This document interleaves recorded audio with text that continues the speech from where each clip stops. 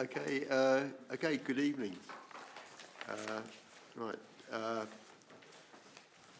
This is a meeting of the Overview and Scrutiny Management Committee. My name is Councillor Alistair Neal and I'm chairing the meeting. Preliminaries, the role of Overview and Scrutiny is to provide an independent, critical friend challenge and to work with the Council's executive and other public service providers for the benefit of the public. The committee considers submissions from a range of sources and reaches conclusions based on the weight of evidence, not on party political grounds. This meeting may be filmed for inclusion on the Council's website. Please note that other people may film, record, tweet or blog from this meeting. The use of these images or recordings is not under the Council's control. Okay, so first item, apologies for absence. So we have apologies from Chris Johnson, Adrian Mather and Caroline Smith, and substitutes in attendance are Peter Dennis, Rochelle Shepherd-Debay and Ian Pittock. Okay, right. Minutes of the previous meeting. If we've read the minutes of the previous meeting, are there any comments? Would someone like to propose? Andrew? Second. Catherine? Okay, we all agreed with the minutes. Those in favour? Those in favour? Okay. Those against? That's right. Okay. I think they're agreed. Okay. Declarations of interest. Has anyone got any declarations of interest tonight? No. Good. Public question time. We have no public questions and no member questions, Chair. Okay, good. So moving on to agenda item 84, community vision update. And I think that's Stephen. It's me to start, Chair, and then I'm going to hand over to Nick and Jackie to say the bulk of what needs to be said, I think. This is the latest report on progress on the community vision. I'm sure you can all recall what the community vision is about. It's about the community in Wokingham Borough, helping to set the priorities for the council for the future. A lot of work has been done on this, and that work's been led by the steering group, which Nick chairs. And it's worth reminding ourselves that the Borough Council, although it's represented on that steering group, is just one player amongst many, and the other representatives are taken from the voluntary and charitable sector, business, health, the University of Reading, the Youth Council and faith groups. It's really very much a cross-section of key stakeholders in the community. Nick will be telling you about the work that's been done to consult widely on the community vision and the analysis of the results that we've undertaken. And I've no doubt you'll also be told about the next steps. But I just really wanted to take this opportunity of thanking Nick and the steering group for the fantastic work they've been doing.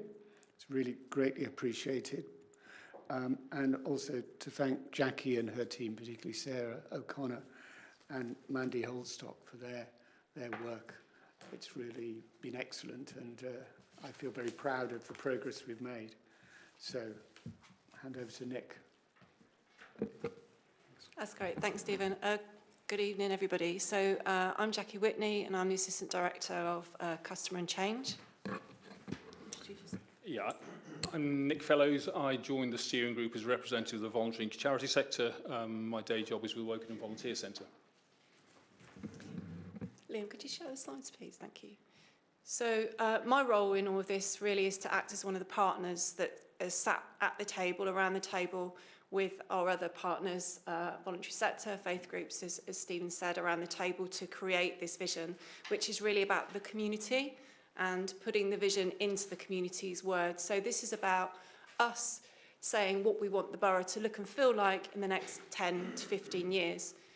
As you can see on the main slide there's a whole raft of, it's not exhaustive, but there's a whole raft of different organisations involved in pulling this community vision together. It's a journey that started over a year ago, so we've done lots and lots of informal engagement, and the people that you can see, or the organisations that you can see on the slide there, we've got representation at the external steering group from each of those organisations, and they've given up their time for nothing for the last year or so, 2 hours a month at least, working on this and engaging with their own communities and their own networks within their organisations. So just a quick flashback really to where we started. So in May last year, some of you may have been involved in the workshops that were held and facilitated by New Local. New Local are an organisation that has done this, created visions and helped other local authorities create visions across the country. They came in, facilitated a workshop with lots of different organisations. I think there was about 50, over 150 people attended over a number of days, and really helped us pull together an approach and draft a governance position for us, which we took away. And since then, we've been kind of moving into what we call phase 1, which is lots and lots of informal engagement with our community across the borough. So we're here now at February 2024, after having setting up the external steering group, the governance, doing a lot of informal engagement. So we have a wireframe that we're currently working on with the steering group to actually get that right, so we can go out to further validation and consultation. Liam, do you want to get that's it? Great, thank you. This is a view. You won't be able to see, you've got your packs in front of you, but what we're trying to illustrate from here is the pattern. So on the left-hand side, we've got the borough ethnicity, and on the right-hand side, the ethnicity of the people that we've engaged with. And as you can see from the patterns there, that they're pretty much spot on through the engagement that we've done. And we've engaged in a number of different ways. We've had an online survey, but we've also created postcards. So we've had kind of targeted events where we've got people to fill in postcards. We've got little business cards with the QR codes on that leads people to the online survey. And we've really created lots of feedback, qualitative and quantitative, from across the community. So you can see the age groups there at the bottom as well. So on the left is the borough age profile, and on the right is the age profiles of the people that we've engaged with. It has to be mentioned that not everyone told us about themselves. So you might see that there might be a couple of gaps in a couple of age groups, but those undoubtedly would have been covered by the targeted work that we've done.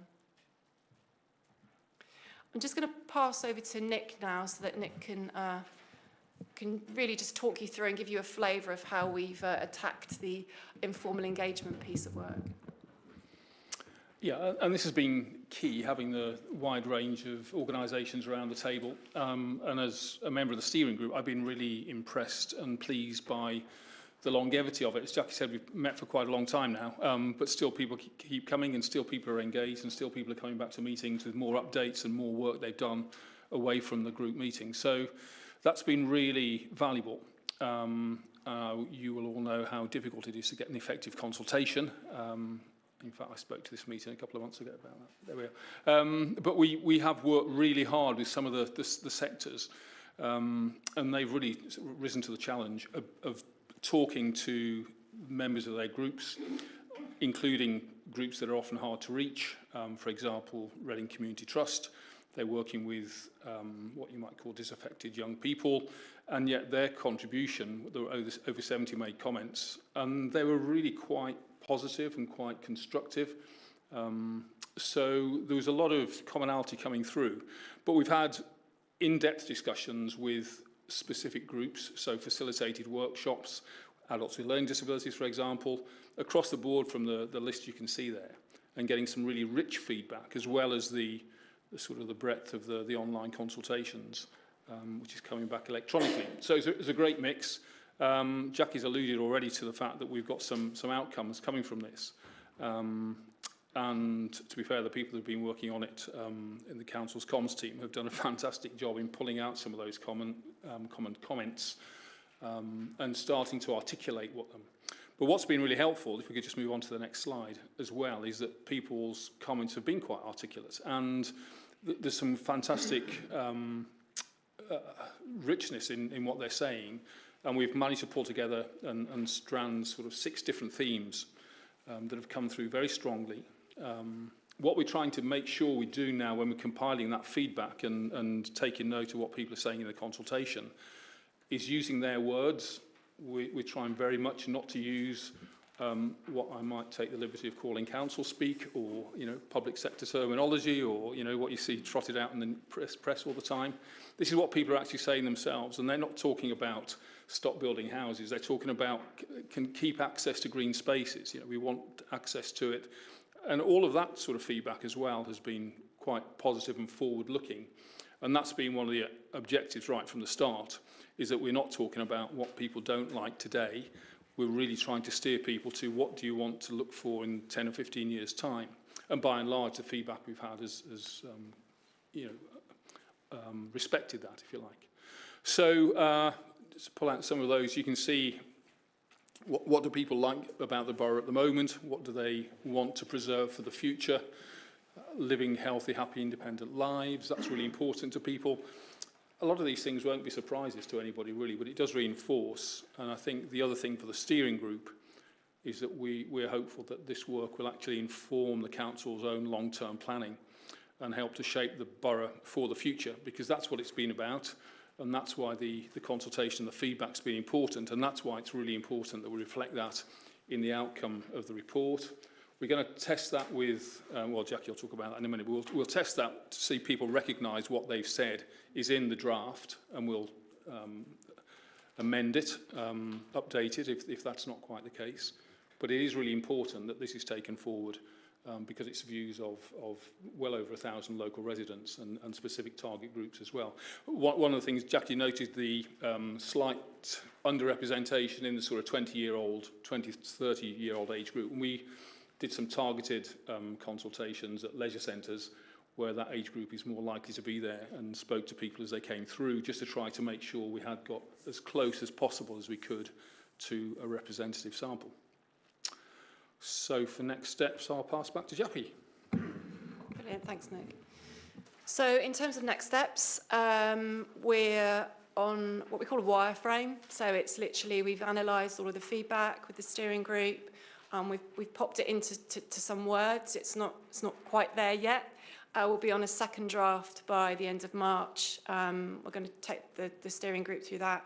We've got another steering group meeting in April. We have them monthly, so we'll have probably another third draft, maybe even a fourth, by the end of April. And then we'll go into a formal consultation phase from May onwards, May through to July. Part of that will involve in June a replication of those partner workshops that we had a year ago when you local facilitated. We don't need them to facilitate this time. The steering group, we can facilitate that. So it's going to be a case of, you said, we did, this is what we have. Going out to the community and saying, do you recognise yourself in this? Do you recognise your words? Do you recognise what you've told us? Because that's really, really important. We'll then come back to this group, back to this committee in June, and then on through our own process in terms of the council to endorse it. But the work then doesn't stop there once we have a final. Once we've listened to the feedback from the formal consultation and we've got a final, the work for the steering group will still continue, because this is it's a community vision, and therefore it's a partnership piece of work to deliver, including the community to deliver. So we've been talking a lot about volunteering, haven't we? The community getting more involved in things, and the way that we approach certain pieces of work, getting residents and community groups involved. So the work doesn't stop there. I think that's maybe then just the start of it for us. And then finally, it's just a timeline, designed in a different format, really. But you can see along the bottom there the phases that we've taken. So phase 1 was the informal engagement. Phase 2 is where we are now creating the draft. Phase 3 will be the formal and validation, and then the final sign-off and with the steering group, and then obviously launch. So that's all we wanted to say to you this evening. We're quite happy to take any questions. Okay, yeah. Thank you very much. It sounds all very positive. Would anyone like to ask any questions? Ian. Sorry about this. I'm a substitute here today, so this is the first time I've actually come across this bit. It sounds like there's a decent bit of work being done. But because I'm a substitute and new to it, I might be asking a slightly difficult question. Stephen will know I do that all the time. What was said a few moments ago was it will inform longer-term planning. And I understand that as work goes forward, the next phase, it's about we'll get volunteers in and we'll get residents to work with us to help do some things. It's not all about what we do, it's about what the rest of the community does. But looking at the 6 boxes with the wording that is on it, those visions, a lot of that is about where we spend money, how we spend money. So how does what you're going to come up with going to translate into all those project plans, budget plans, all those sorts of things that go on to ensure that we meet this and we change what we're actually doing? Because I sit on project boards and such like, and I don't have any document next to me saying this is what we've got to do at the end of the day alongside what we're actually trying to do. Maybe it would help if I started us off with this one, Ian. You might remember at the last council meeting, we extended the current council plan, which is basically the council's document setting out its strategic objectives. That plan was due to expire. We've extended its life by another year so that the new plan can be informed by this work. So this is really about the community vision influencing the council's new plan. So it's not necessarily about particular budget lines or particular spending on this or that or the other. It's about the strategic objectives of the council being shaped by the community rather than by the council. But somehow what you put in at the strategic level needs to drop down to influence very strongly how you are spending each of those budget lines and the decisions that you're making. Well, it almost certainly will. I mean, that's the point. But it will have a direct feed through into the new plan. And the new plan, setting out the council's strategic objectives, obviously has implications for how we prioritise spending.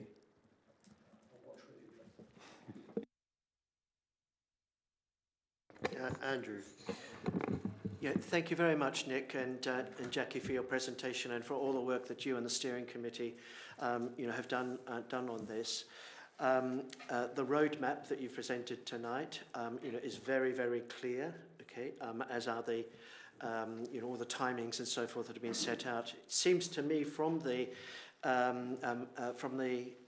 discussion thus far that there have already been demonstrable benefits, as a result of this process. Okay, and I think that that's a wonderful achievement, and something that I'm sure you will continue to build on. I just wanted to sort of follow up on sort of the line of questioning that Ian began about what comes next. Okay, yeah, and specifically, you said, well, this will help to inform the council's plans, perhaps for the next 10 to 15 years. I'm just wondering if you could elaborate a little bit more sort of about the mechanisms that are under consideration for ensuring that it remains a community vision, that the community stakeholders will continue to have an ongoing, role in this process, including perhaps, how you feel the stakeholders will be able to express views, about the operation, of the community vision, after launch. So how will this continue to be sort of a sustainable, ongoing process? Yeah, brilliant. Yeah, thanks, Sandra. It's a great question. So with the steering group, obviously they've got their own organisations, and Nick and I have spoken about this, where we've got our council plan, but of course they'll have their own. So, and with a community vision, it's about everyone being part of the solution. So it's not just one organisation that can do all of these things. So ultimately, yeah, it absolutely has to feed into the council plan and the things that we do, and things do cost money, and we understand that. But actually sometimes we're not best placed to deliver that. And what we were finding through the vision and getting feedback is, the messenger is more important than the message sometimes. So if we're asking for feedback from the council, people weren't so forthcoming, but they might be more forthcoming if, one of, Nick or one of his colleagues on the steering group asked for feedback.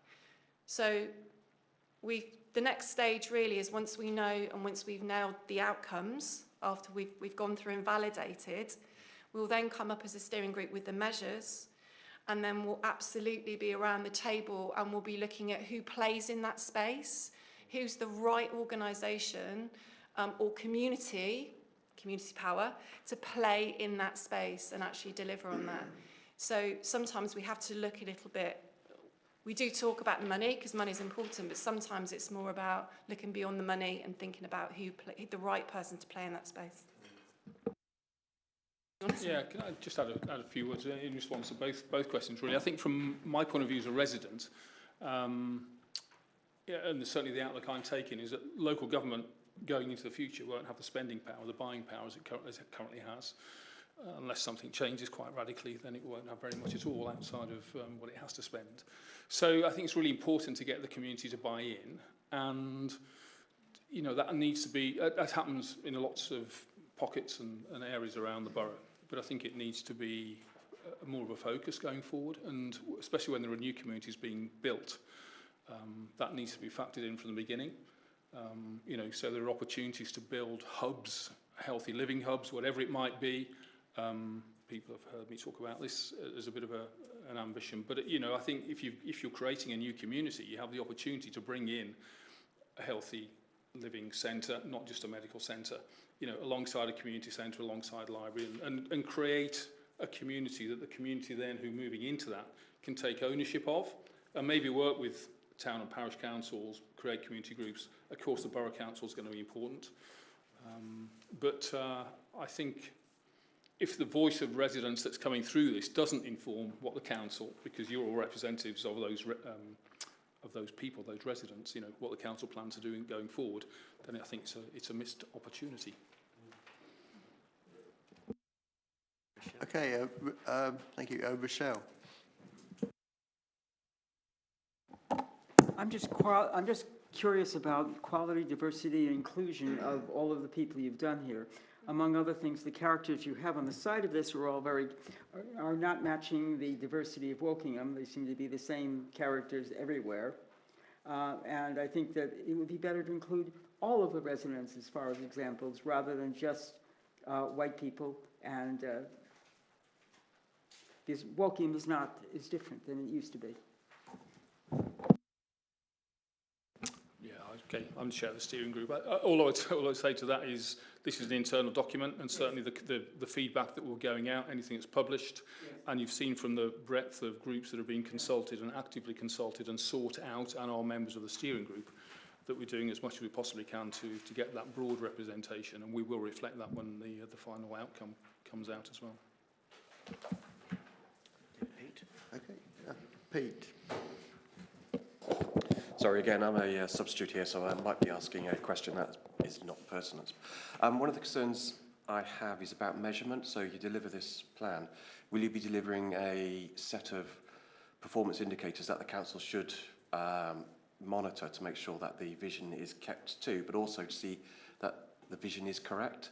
So, for example, you quote healthy people, so you want people to be in a healthy area, but will you be say, actually, we've got a fall-off of people being sick because they can't access surgeries, they can't access dentists, so you've got an increasing impact on the community. And the other one, slightly concerned about, is the silent people who don't stand forward. So this week I've been engaged with a case. Someone's been fighting a particular group for 2 years and has got nowhere. And they're the type of voice I'd like to hear. So, but they're fighting by themselves until they've just reached out. So I don't know how you deal with that. Still on, isn't it? Sorry. Sally wants I think it's a really good question, Peter, and I think part of this process is this, for us, and has been throughout, led fantastically by Jackie from an officer point of view and Nick chairing the steering group, is that it will be important as the vision finalises and obviously the council plan is redrafted to support our element of what we can kind of influence and control, that the current KPIs, obviously we've got the Q3 report here tonight, are looked at to make sure that they're aligned to being able to track the performance of the council. There'll be things that we can influence, but there are things that will be outside of our direct control. And part of working or continuing that work with the community vision is making sure we connect in with all of those partners, including health, etc., through either the Health and Wellbeing Board or other areas of influence where we can raise those concerns. But it'll be important for us as a local authority to recognise where we can drive and where we can influence outcomes within the local authority's control, and then where we can influence partners where there's a wider need across our community. So that's one of the things that we'll be bearing in mind throughout this process. I do understand and I agree with both yourself and Andrew about the importance of having measures in anything that we do. I think Jackie's referenced the fact that part of getting this community vision to the next stage is working with members of the steering group really to bring that to life and understand not just what we can measure but what our partners can measure to support the delivery against the community vision. Can I just add quickly as well? I think the fact that there's so many broad representative groups on that steering group is really helpful. So, for example, I sit on the Wellbeing Board as well as a member of the voluntary sector. And I was going to mention what Sally's just mentioned. You know, we're kind of getting plugged into different areas, and the Health and Wellbeing Board have a very clear target against, for example, health inequalities, the life expectancy of different groups in different wards, and all of that is being measured. And I think as long as that's collected and you know, kept centrally, what I've noticed as well is the council is working much more across departments recently, and therefore there's more sharing of information, there's more awareness of other departments' challenges or reports, and that can only be good because more people are more informed and it feels like more people are working together. So I think, and also the other representative groups are talking to those seldom heard communities. You know, for example, adults with learning disability, CLASP are on the steering group. So can we get to every single person who wants a voice heard? I don't know, but we're certainly, you know, well positioned to help to do that. Thank you. Stephen. Just a very quick observation, really, picking up on Andrew's point, that one of the benefits of the community vision work is not just we're moving towards an outcome. I think that will be good for the community in the sense the community's sense of its priorities will become the council's priorities. But also the process itself, which you were alluding to, Andrew, is uncovering all sorts of opportunities for cooperation and working together. It's fostering it and identifying new ways in which we can do things that I don't think any of us thought of when we began this process. Thank you. Andy next. Oh, sorry, Catherine. Sorry, I missed Catherine. Catherine. Andy then. Andy. Thank you. I'm not a substitute, so, but it's also the first time I've seen this, but I have been invited to all of the meetings, and I thank you for your persistence in inviting me. I guess my concern is that, okay, I love the statements, I really do, and we'll probably steal them for our next manifesto because they're great summaries of what we want to do, and no one is going to disagree with them. No one is going to disagree with them. And looking at them, I suspect there's times when all of us as councillors have had to fight for one of the points captured in our own wards or in our own areas. I guess my fear is that the exercise will be used as as almost like a CE mark or a validation stamp by the borough. So when the borough wants to do something, it will say this is in line with the vision, and that will lend it an authority which perhaps it shouldn't have, because the borough is continually doing things which makes people unhappy, and this will give it a veneer of acceptance that perhaps it shouldn't have. And just looking at these now, I can, without even trying, I can think of 3 or 4 things where the borough is failing to do these things. And we look at the parking in Rose Street, we look at the closure of the Shinford Community Flat, look at the cuts to grass cutting and street cleaning. We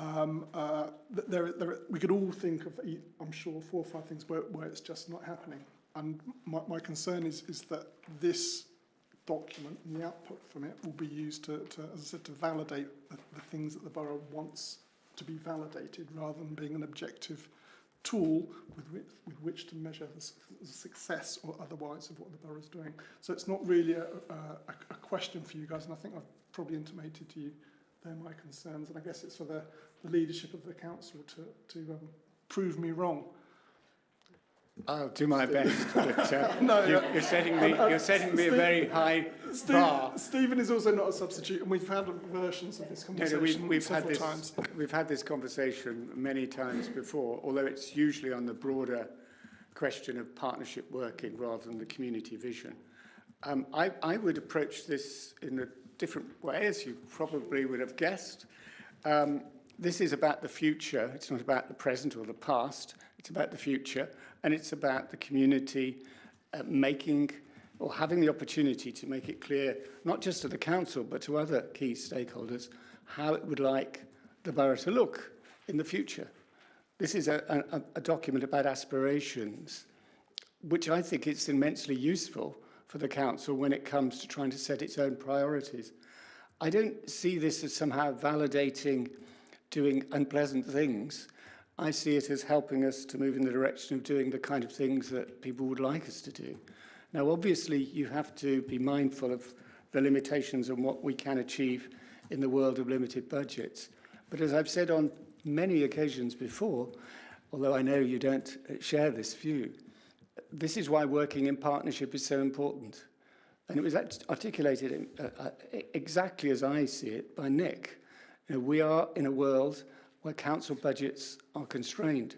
It's unlikely we're going to be in a world where any council is top of the list for government in terms of where it should put its spending priorities.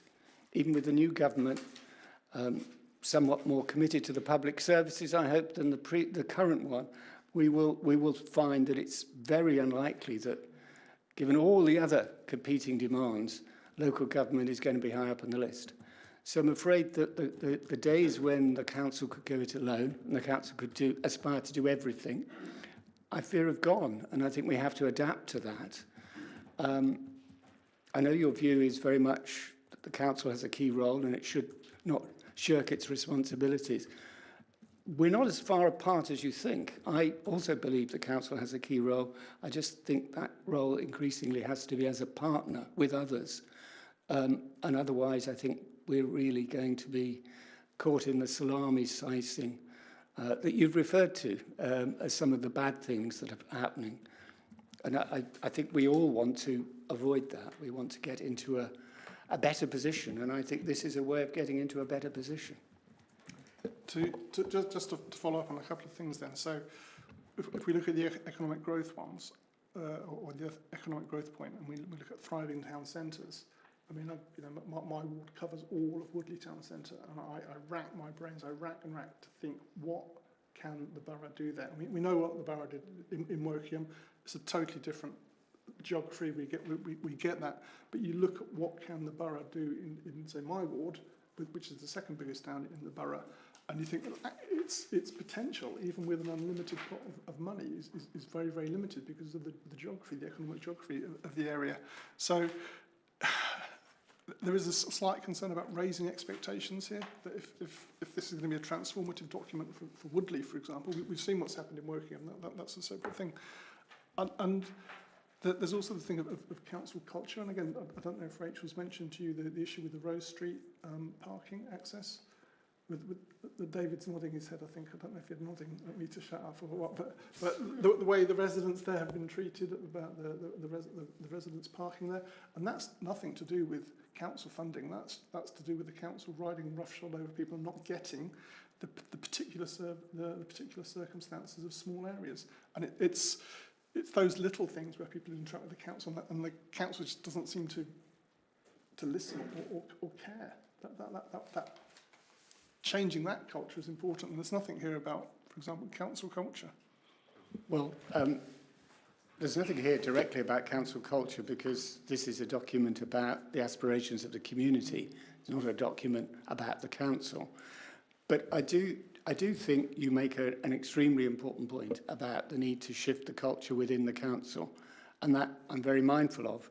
And a lot of work is going on to try and do just that. But the council is a big bureaucratic organisation, and actually turning things around overnight is impossible. It's a work of time and patience. Is there a danger about setting expectations that we can't deliver? Of course there's a danger of that, but I think we just have to handle this in a realistic way. And people, certainly in all of the sessions we've put on for stakeholders, we've explained the kind of context of the council and its challenges, and we've tried to make it clear that there are some things that we wouldn't be able to do. That we are living in a world of constrained budgets, and I think people recognise that. That's widely recognised now, and I think there is a willingness, to embrace this by the community, and I think we need to embrace it too. But I think I am very aware that it's easy to set expectations too high. And I've certainly been trying on every occasion to make sure that people realise the limitations of what the council can do. That kind of goes back full circle to where we came in, which is that's why partnership working is so important. Okay, so anyway, yes. Catherine. Thank you, Chair. Well, in some ways, I might even take what Andy just said further, and as a representative of a rural community, I don't really see anything here about bringing more facilities to the rural community. I mean, it's sort of implying that we've got to go to the town centres for everything. We access to greener travel options. I mean, our town centre, the one we can get to, is actually Reading. So, what I hear on the doorstep all the time is we want more facilities here. And I don't actually see any of that. And in addition, I don't see, what I was going to ask as a question to begin with is, have you talked to schools? Because we have an inadequate school problem, I should say. Okay, let me try and respond if I may, and then I'm sure other people want to come in on this, but the first point to raise is this is about, as you noticed, box 3, community cohesion, building and maintaining great communities. That's not specifically about towns. It's a recognition that the whole of Wokingham Borough is made up of separate communities with a strong sense of identity. That's came through very, very clearly, I think. And so it's about different communities. I think perhaps you've been drawn into this box 5 and seen there we've got about town centres, but that's really simply in box 5. It's not about providing infrastructure across the borough. And again, it is important to recognise this isn't a document created by the council. This is being reported to you, but it's a document created by the people who have told us what they would like to see. So it reflects their wishes. So I can't always explain fully what those wishes are generated by, but I do think what has come out very strongly is the word communities or community, and that I think we all recognise is not just Wokingham and Woodley or Earley, it's all of the communities of the borough. Okay, Alison.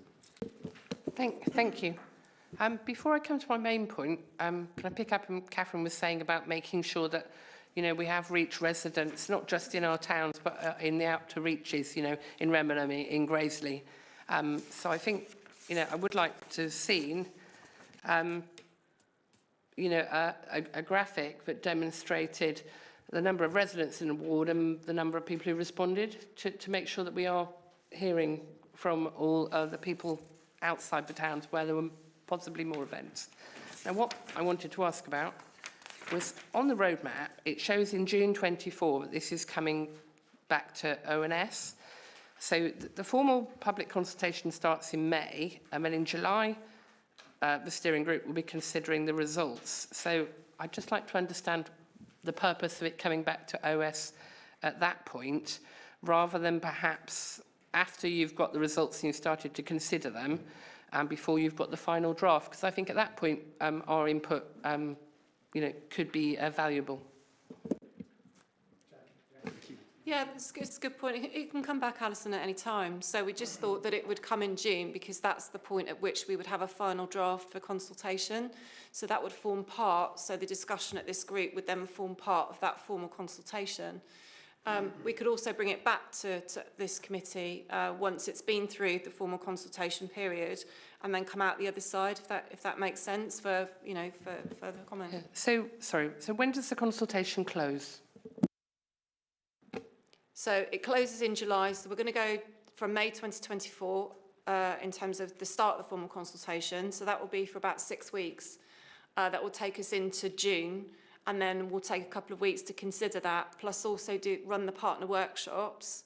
And then, as you can see, in July 24, consider all of the results from everything. So we still have time to bring it back to this committee, which is why we've built in quite a big section of time to do the formal consultation as well as do the informal, so that we do, because it's about right, not quick.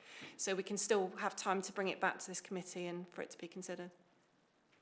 I wonder whether I may just add something about Alison's first point, which I think is a very valid one. You know, how are we going to get geographical spread? This is a challenge with all consultations that the council undertakes. We've got on, in fact, I was looking up there, but of course we've not got the slides up anymore. But you'll see from your agenda that the age profile gives you an illustration of the difficulty of matching precisely the profile of the borough with the profile of the people who fill in consultations. Overwhelmingly, it's people who are of retirement age who respond to our consultations. And that point about geographical range is obviously a separate point, but it's connected.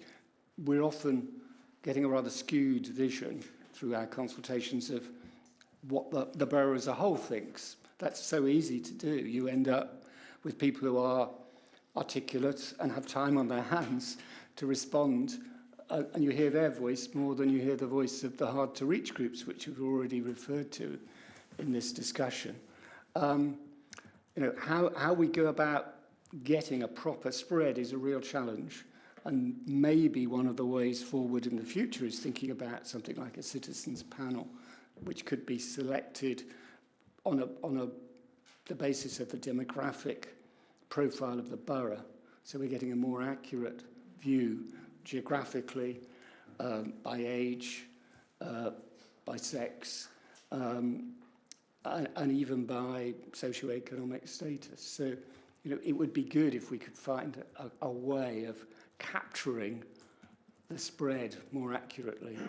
I mean, if it's any consolation, I don't think it probably will be. Twyford is very well represented in this sample, and that wasn't all because I wrote lots of cards. It was represented, there were a lot of people very interested who did engage. That's excellent. I'd make another point, and I think this is probably across the council, that lumping everybody over 60 into one box, when, I mean, I've got lots of people who are 100 in my ward, so we're talking about 4 decades. You know, we split them all out, and we all know that many people don't retire till they're 70. So I would like, could we in future, Sally, you know, see people who are, you know, 60 to 69, 70 to 79, and then maybe the over 80, and it would give us a better perspective of that. And I'm sure all those people over 60 here tonight do think that, you know, that you can't lump everybody who's 60 and 104 into one category. Well, I'm not quite there yet. You're absolutely right. Although really the burning question is, what is it about your ward that enables people to live over 100? Right. Ian. Thanks. Actually, I thought we used to have a citizens panel. Was it a digital one some years ago? It must have been about 15 years ago or so. Yeah. How representative it was, I don't quite know. Anyway, what I wanted to ask is that it's about managing expectations. You're going to go out to a lot of people. Do we need to be clear about what we can't do? I think there's a lot of things we should be upfront about and say we definitely can't do. Building big SDLs which now it's management companies, mancos, that are going to be running those. We're not going to be doing anything in there. Personally, I don't like them because whilst we are accountable to the public, those management companies, frankly, aren't. You cough up your money and that's it. But we also have other providers like Thames Water and Southern Water. You get low pressure water in some areas which do affect people's lives. We get sewage overflow, but definitely overflow impacts other people's lives. We can't do anything about that. They're not going to listen to us. We've got BT and the other digital companies. It's a question of where they do put those services and, more importantly, where they don't put them. We have black holes. They're not going to listen to us. And then you've got that perennial problem, GP surgeries. Okay, we've got Health Watch on the list here, I note that. And we've also got health and wellbeing. We have a little bit there, but I know because I've had personal discussions with NHS about this. They're just not really interested in providing them if the local existing GPs don't want to play. We have no impact. I just think we should manage the expectations about what we can and cannot do. The point, you've made the point very well, Ian, and the point, of course, has been raised before about managing expectations and trying not to overpromise what you can't actually deliver. But I think part of my answer to this is I think we're descending to a level of kind of detail that this is not about. It's about setting strategy. These are pretty broad brush things. They're not talking about, have we got a GP surgery in my ward? They're not talking about, is the sewerage in my river? They're talking about things at a higher level. And if it's at that higher level, then clearly there are things we can do to try and meet these aspirations. We won't be able to do everything on our own. That's absolutely right. So there does need to be some expectation setting, and I think that's something we're going to have to build into the process. And I think that's absolutely right and proper. But your examples are much more about the methods by which you deliver strategic objectives rather than the strategic objectives themselves. Pauline? Just to come back on that point, I think we're in danger of trying to manage the vision. The vision is what the community want. We shouldn't be trying to reword that. That's what they want. It's nothing to do with us. In a way, we can't change that. What we should, you're right, we should be clear about what we can do and what we can't do. But we shouldn't try and start rewording the vision to fit what we can do. The vision is the vision. And therefore, we've got to try and match what we can and explain why we can't match what we can't. So just to cover that bit. But the other bit was, I was actually going to say the same thing as Alison about geography. I think it would probably help Catherine and other people who are in rural areas, just if we could get a map of where the people who commented were, map the postcodes on a map, and let's just see, because there might be a problem, might not be a problem, unless we can see it, we don't know. So I think that would be useful if that's possible.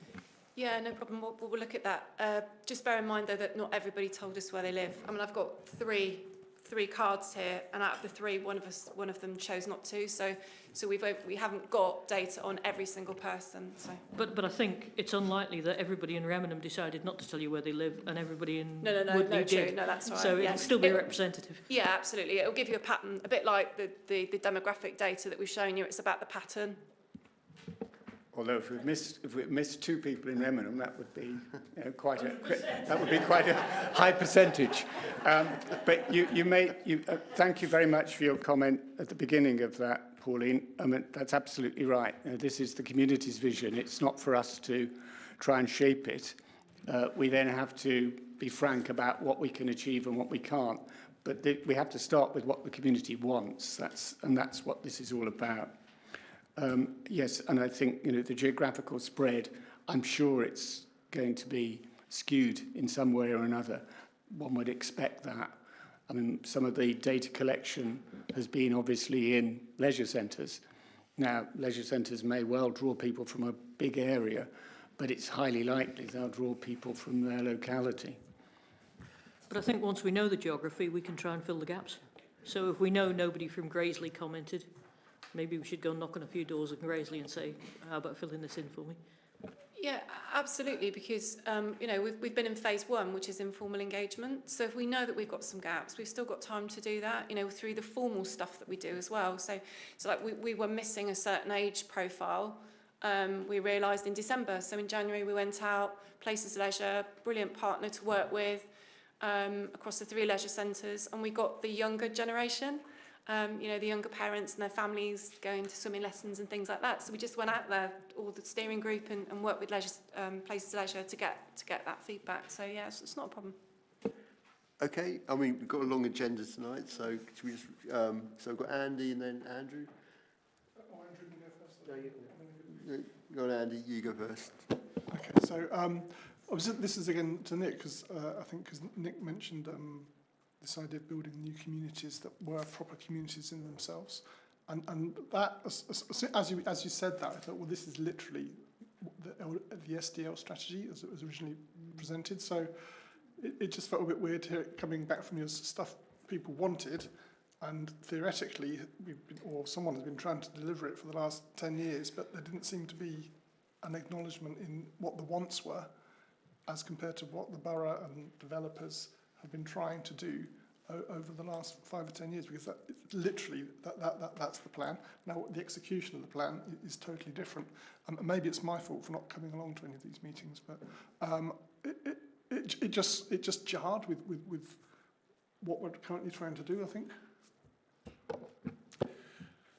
Yeah, I think what is coming forward, has already been said, is what people are saying to us.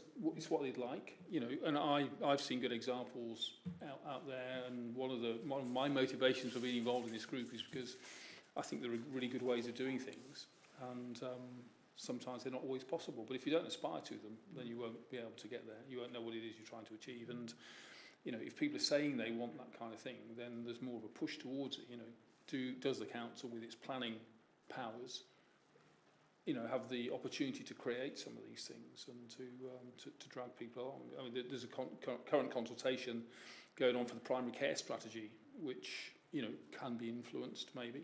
I know it's a difficult sector to engage with and to bring into engagement, because it's certainly been absent to a greater degree than any other sector in the steering group work, and it's a sector that's going through constant reinvention and development itself, the integrated care systems and whatever that have been brought in, so it's not easy. But I do think there are really good models out there, and I think with planning powers and with a great will and a push from residents, it should be possible to do something.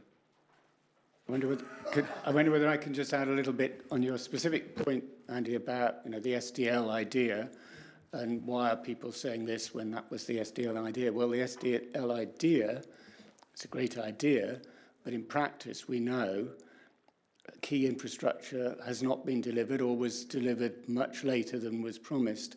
And that, I think, is what's being reflected in some of these comments, a keenness to make sure there is the infrastructure to make communities in place.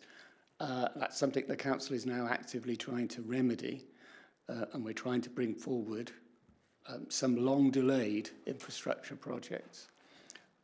But you're absolutely right. I think that's a reflection of failure to deliver on infrastructure. Now, that's not entirely down to the council by any means.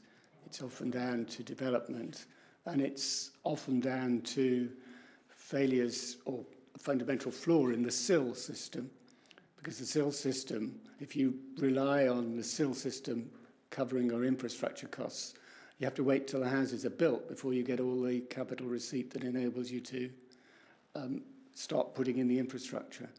Really, there's a good case for saying Section 106 is a far better way of providing infrastructure because you can get it earlier. And that's something we're seriously looking at now, whether SIL is the best method or not. So your point is well made, and I think that comment reflects all these concerns about infrastructure. Okay, Andrew. Yeah, three comments to feed back to the steering group. Firstly, there's been a reference tonight to possibly bringing the this back to Overview and Scrutiny Management Committee before it goes to the Council. I made a note, okay, as the discussion progressed, that it's important to understand it's a community vision. Okay, it's not a council document. It's not, as and Pauline quite rightly, said, it is not our role, okay, to be trying to determine wordings, priorities, and so forth. So, should it come back to Overview and Scrutiny Management Committee, I think we need to be very, very clear, about what the parameters of that would be. There's been at least one example cited tonight, a very helpful example cited, thank you, Jackie, of a targeted approach to try to garner more information from underrepresented groups. You specifically mentioned the engagement with schools and youth and so forth. There's been a lot of concern expressed about possible geographic disparities, in responses. My understanding is that all town and parish councils were invited to be a part of this process.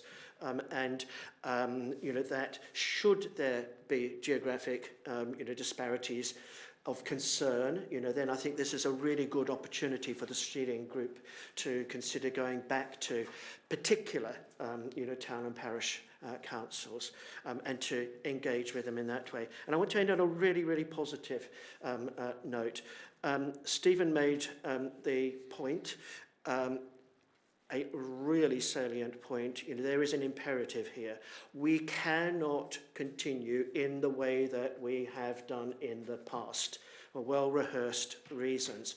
But even if we didn't face these challenges, okay, I think this is something to be really excited about, because it is a wonderful opportunity to do things differently in ways that have huge potential. Yes, it's absolutely correct, to be very clear, and for all of the stakeholders to be very clear, about the limitations of what council can do and so forth. But let's be really positive as well. We've had examples cited tonight of different ways of working within the council that have helped to enable stakeholders and empower stakeholders, to help to achieve the kinds of things in their words, okay, that are a part of this vision going forward. So I'm terribly excited about this, okay, and that's all I'll say. I have a couple of things to bring back to, if you choose, to bring back to the stakeholder group, but finally, thank you, for all that you're doing. Okay, thank you. Thank you, everyone. I think that's it's very. I mean, this is it's a very impressive project. I think and looking to the future. So, if I could just thank Jackie, Sally, Nick, and Stephen for coming here tonight to present it. Thank you very much.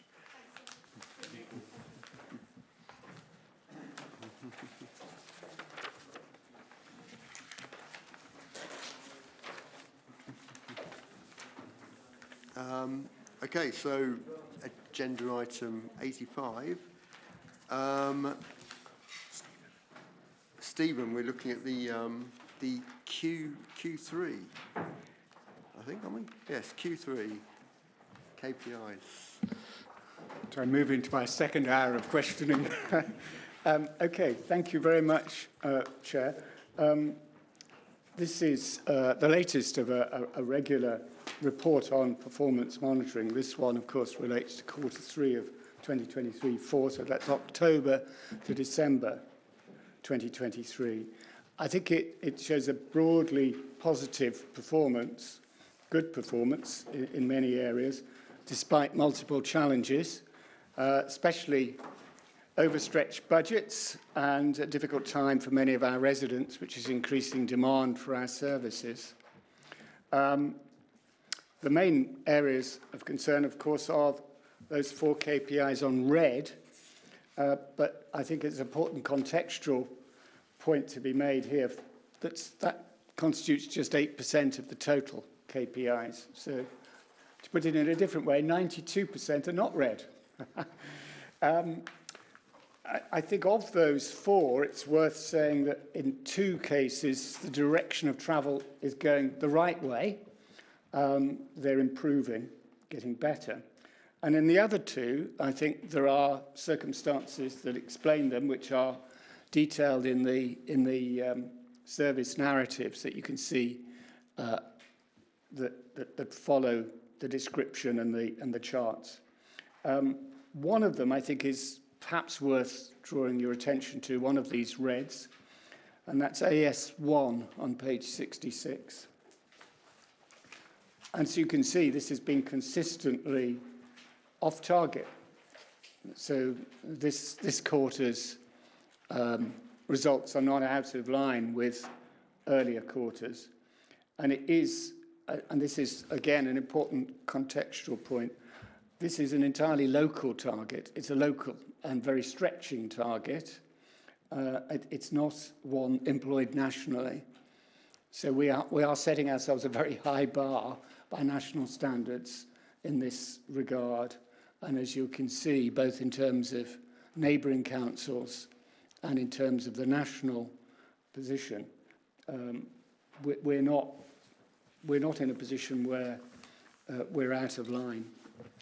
So I would just draw your attention to those things and just thank all those officers involved in the work on these KPIs, and particularly I think it was Will who drew up the report. Is Will there? Will's there, yeah. Thank you very much to Will for compiling the data. Okay, we've got Pauline. Thank you. I think the first thing I'd like to say, just in a reflection to your red KPIs, is if all the KPIs are green, they're probably not worth anything because they're far too easy to hit. So I don't think a red KPI is necessarily a bad thing as long as you've got an action to fix it. So that was the first thing I wanted to say. The free school meals one, I note that you don't know what the actual target is because you can't find out. Do you have any data about the amount of people that apply for it and then are not eligible? Because that might give you another view of the, you know, whether we're getting anywhere near 100%. And I've got another question as well, but. You're right. It's really difficult for us as a local authority to measure that KPI. So we are absolutely doing best endeavours based on the number of children that we predict are eligible for free school meals. We don't necessarily get cited on failed applications. What we actually see, and we've got Emily also on the call if she feels she wants to come in, what we actually see are people who have actually been awarded a free school meal. We just don't get sight of that, of the failed. Yeah, so maybe that could be a proxy. So if you're at 9% and you think you should be at 10%, if 80% of the people who apply are actually not eligible, then you're probably getting pretty close to where you need to be. Yeah, and you shouldn't keep shooting for 10%. But if they're still 100% getting eligible, then you probably haven't hit the saturation point. So it might be just another way of trying to find a target. Yeah, it's a really good point, and we'll take that way and have a look at it. And for us, I think when we looked at this last time, I'm going to say in Q1, I think the target was 9%, and we've increased that to 10%, and we're doing targeted work with our education colleagues and to schools with best endeavours, but it is an opportunity for us to look at it if we can. Yeah, it's just another way of trying to work out, you know, where the target should be. And the second question was RA11. Graham puts his glasses on. Page 33. I probably should know, but I didn't get a chance to look up the exact paper. Is that minus 24.4% in quarter three, a 24.4% underspend in your capital budget? Or is it something else?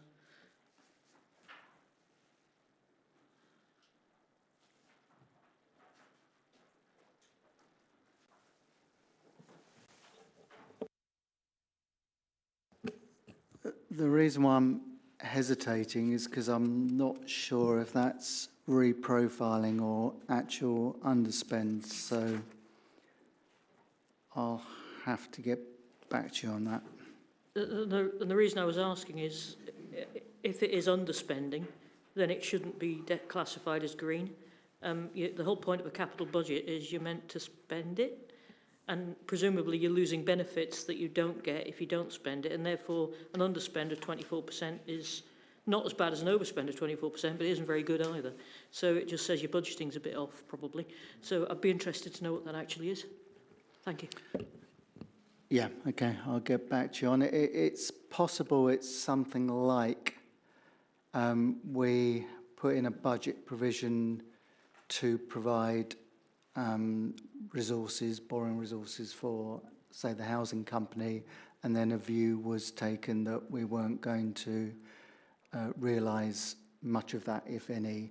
So I think it might be an explanation like that. So some of the budget lines are almost permissions to spend as opposed to clear specific schemes with clear deliverables in the year.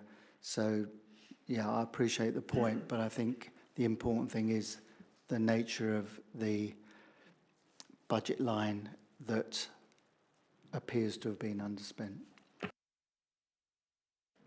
Yes, I will. Thanks, yeah. Big number jump in the thing, isn't it? So, yeah. Andrew. Thanks, Hal.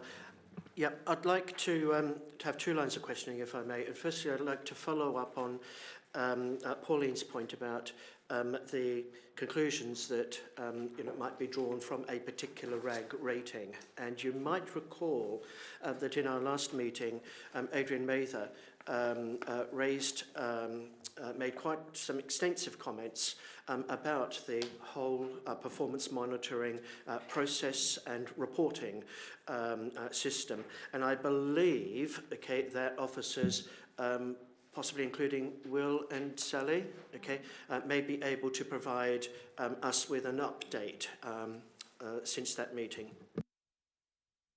So I wasn't at the session that you described, Andrew, so I don't have the specific detail, but what I can give members of the ONS committee assurance of is that through this process, officers work with lead members during quarter 4 to review all of our KPIs to ensure that they are measuring what we feel are the most, collectively, the most important things that show the health check of the organisation.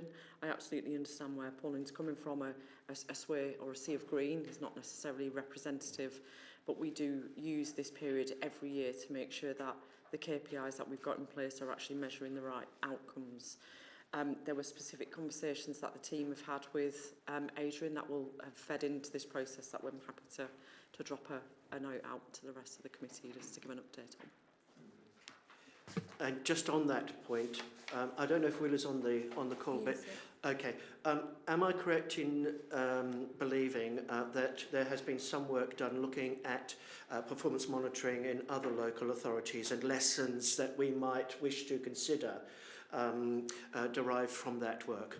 Yeah, if I start, and then I'm sure Will step in. So absolutely, as part of our process when designing the KPI report that you see in front of you, and I think it would be fair to say that if you look back 2 or 3 years, the approach to KPI reporting has improved dramatically, and that is down to the persistence, I think it would be fair to say, of Will working with our corporate leadership team to redesign that approach. Both Will and his head of service, Emily, have done a huge piece of work benchmarking other local authorities, working, looking at how the LGA look at best practice and trying to look at opportunities to improve the way that we work. So we've certainly looked at best practice, and we do feel like the improvements we've made, which have been iterative and rightly so, are putting Wokingham in a stronger position in relation to KPI reporting, but I'm sure will want to comment. Sally, thank you. Absolutely, we did a whole piece following the comments that Adrian made and the feedback we got, which I think was back in the summer of last year, and I think the particular criticism that was levelled at the report was the kind of style and the way we presented it. So what we're aiming for in this report is to present something that is a close approximation of a balanced scorecard. So it's looking at a wide range of KPIs, and we sum that up using the donuts, the roundels that are presented. We're constantly looking for ways to improve the reports, and I'll work with Democratic Services to perhaps survey or have a conversation with members to see if there are any improvements that we could make in terms of style. And how we present the information so that it's easy to understand and easy for people to get a feel for what's going on in the organisation. Okay, thank you for that. And if I may ask another line of questioning, okay. I'm sure that we all share concerns related to the increasing number and I suspect complexity of issues surrounding homelessness and its consequences, in our borough. The reasons for this, I believe, are becoming much wider reaching, as well. And my question, there are many questions, and I'm sure we would all like, to ask around this issue, this really important issue. But one of my concerns is, our capacity, to respond. This, I imagine, is a very dynamic, often fast-changing terrain. Sometimes, numbers might change, increase, I would imagine, very significantly within very short periods of time, with all sorts of multi-agency, requirements and so forth. So my question is about how much flex do we have in the system at the moment, and is there a risk, of a tipping point, and what can we do, to try to avoid that? I mean, you're absolutely right, and behind every number in relation to homelessness are people, and that's at the forefront of officers' mind. It's obviously in George's world, but what I would say is there is absolutely a cross directorate working between us to understand how we support our residents in our communities. But I'm sure George will want, and Steve will want to give a more particular answer. Just come in first, and then I know George wants to say something. On your specific question about homelessness, you're absolutely right, Andrew. Events occur beyond the council's control that can alter the figures dramatically. But of course, it is worth saying that there are other KPIs in here over which the council has very limited or even no control. PG9, all recorded crime in Wokingham Borough. I don't think we can honestly say we have a big role that we're able to play in that area. The figures are the figures which are determined by things well beyond the control of the council. On the question of homelessness, your question really was not just about the challenge, but about how we're trying to meet the challenge. And one of the important things to say here is we are now effectively trying to repurpose some of our estate so that we can increase the amount of accommodation we've got for those in danger of homelessness. This is a really important invest to save initiative, because if we can provide that accommodation ourselves, that reduces the uncertainty and the turmoil in the lives of the people involved, but it also saves the council substantial amounts of money, because as I'm sure you're very well aware, emergency accommodation in bed and breakfast is very expensive. So both in terms of the council's long-term financial viability and in terms of the quality of the lives of the people affected, providing accommodation of our own, temporary accommodation of our own, is vitally important. And this is a great example of what came up earlier in the earlier discussion that Nick Fellows was recognising, the way the council is operating as a much more corporate whole now. And again, this reflects on a point that Andy made about cultural changes that are needed within the council. Well, you know, this has been a cultural change that I think we've seen come on leaps and bounds in the last year or so, which is much greater readiness to work together across departments and directorates. So this is trying to solve or address, not solve, but address a problem by bringing together, you know, assets, housing, and actually working together. And we're doing it in other fields as well. Yeah, George. Oh, sorry. First, Andrew, could you just tell us which KPI you're looking at here? Because we don't know which. Oh, where PG1 is one of them, but PG1. Yeah. Okay. It's always difficult to follow Stephen, isn't it? I think in terms of the covering the issue so comprehensively. But you'll know that the position we're in, similar to other authorities, is the current economic position, and that's creating a demand. Families that are having to come to us when perhaps they didn't need to in the past, given the economic circumstances. And the housing market has changed as well. The fewer rented properties, you'll see that in the press in terms of the cost of rented properties being quite significant and strong competition. That's policy changes that have impacted on that position. So we've got a very tight market. Stephen, I think, has explained how we're working across the board. And the only thing I would add to that is that it's not just within the council, it's with our partners, particularly the housing associations that we work very closely with, and we've got very strong relationships with them. Also, the housing company that we have, members may know, recently been awarded a significant grant from Homes England to purchase 2 properties that will help with our accommodation needs going forward. From Loddon Homes, which is an excellent result, and I think it again shows our collaborative working, I think, using all the tools that we've got in the toolkit to deliver more homes in a very challenging, very expensive market. Worth also saying that, and again, you'll know this, I think, that the team itself, really strong, dedicated team of officers that work incredibly hard. We've recently had authority to put more resources into that team because we can see the pressure in that team, the growing demand, and that will help. And I think the importance of that is that the quicker we are able to support families, that's a better outcome, obviously, for those families. The fewer calls we've got on temporary accommodation, which is more expensive, saves us financial money and supports the families as well. So having the right resource in that team is important.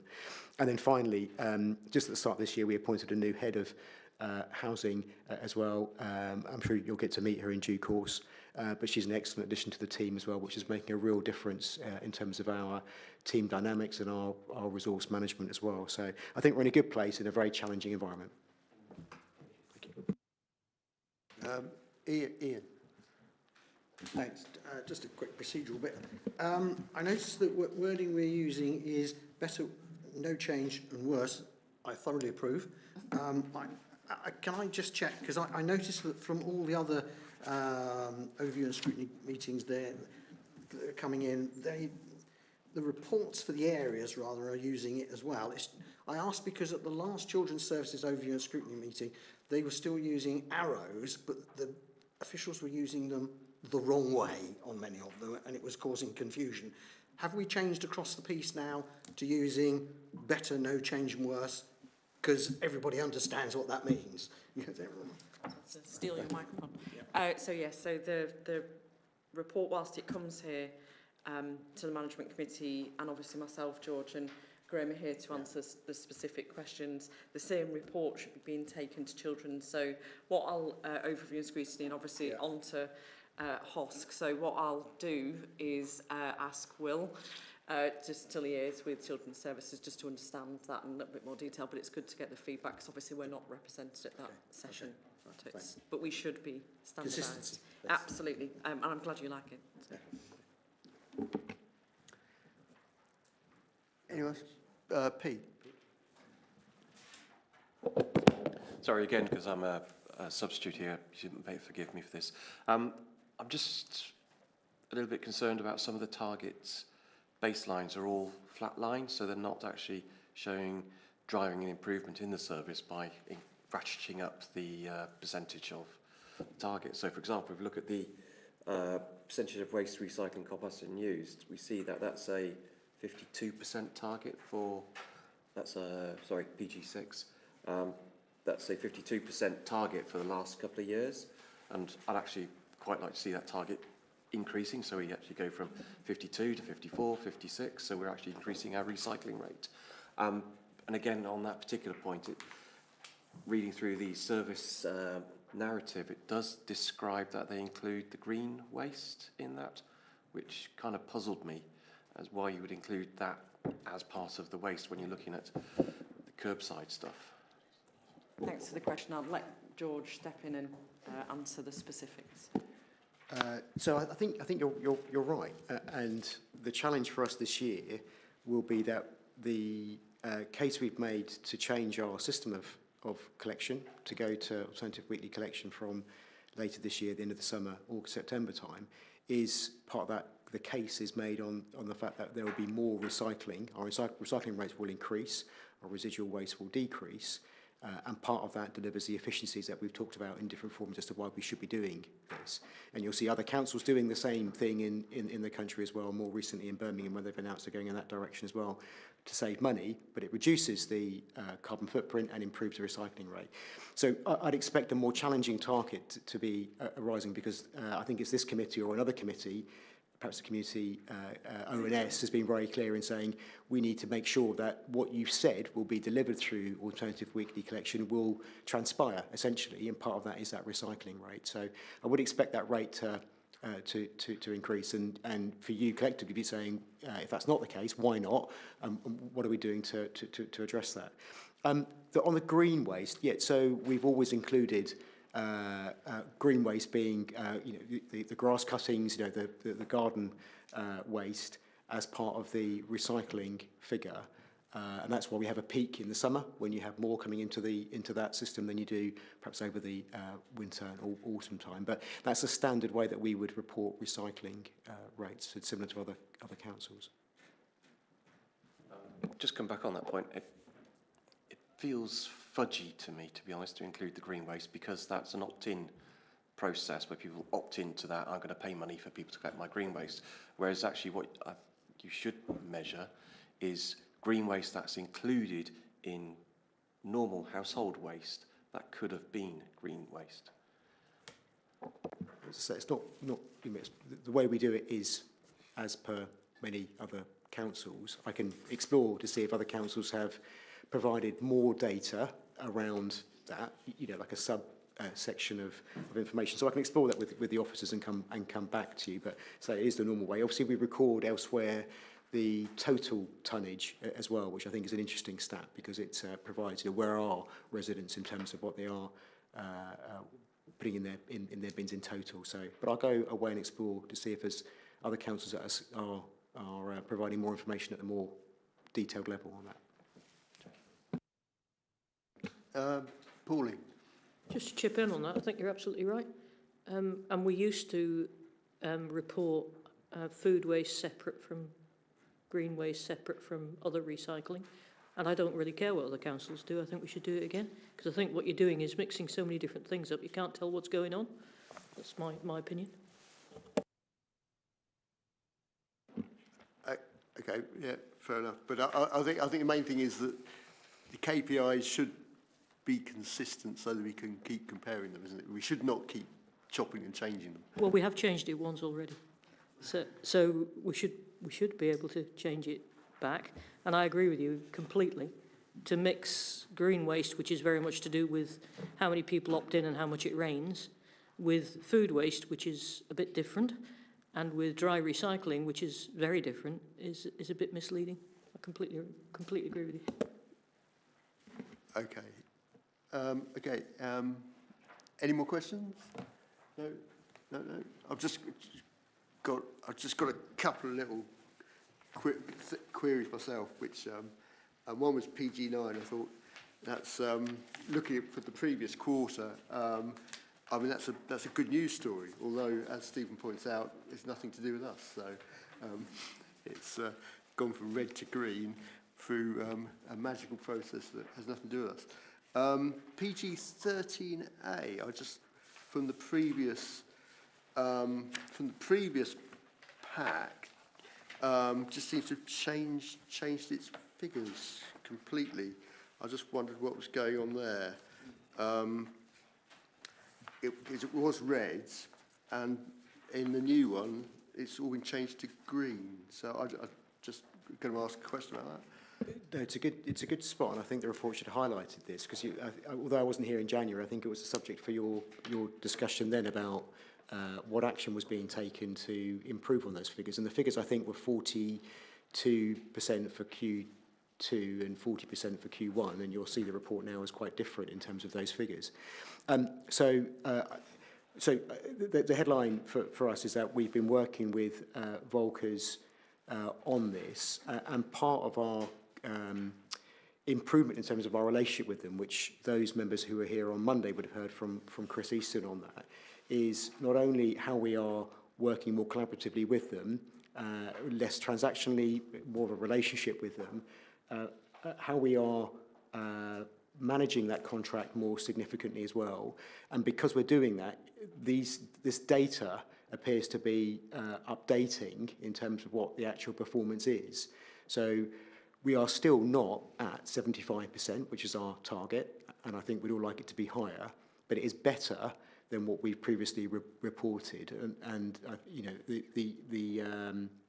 what we had reported previously wasn't keeping up to date with where we were on those particular projects. So good news in some sense, but I apologise that data previously had put it in a worse position than it was.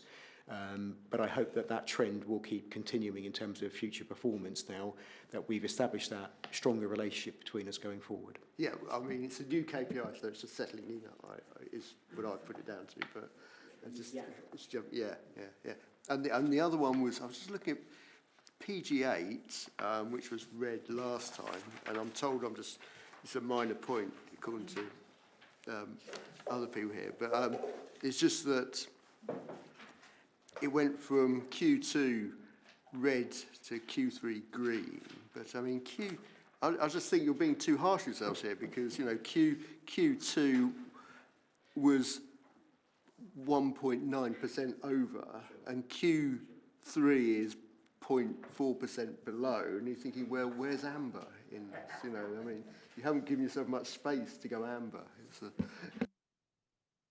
I take the point, and we could have given ourselves an amber last time, perhaps. And but I think it probably shows, I guess, where the team are at in terms of being quite hard on themselves. I guess in terms of this is an important issue for us. What are we doing? What can we do in terms of more to help the community on this aspect?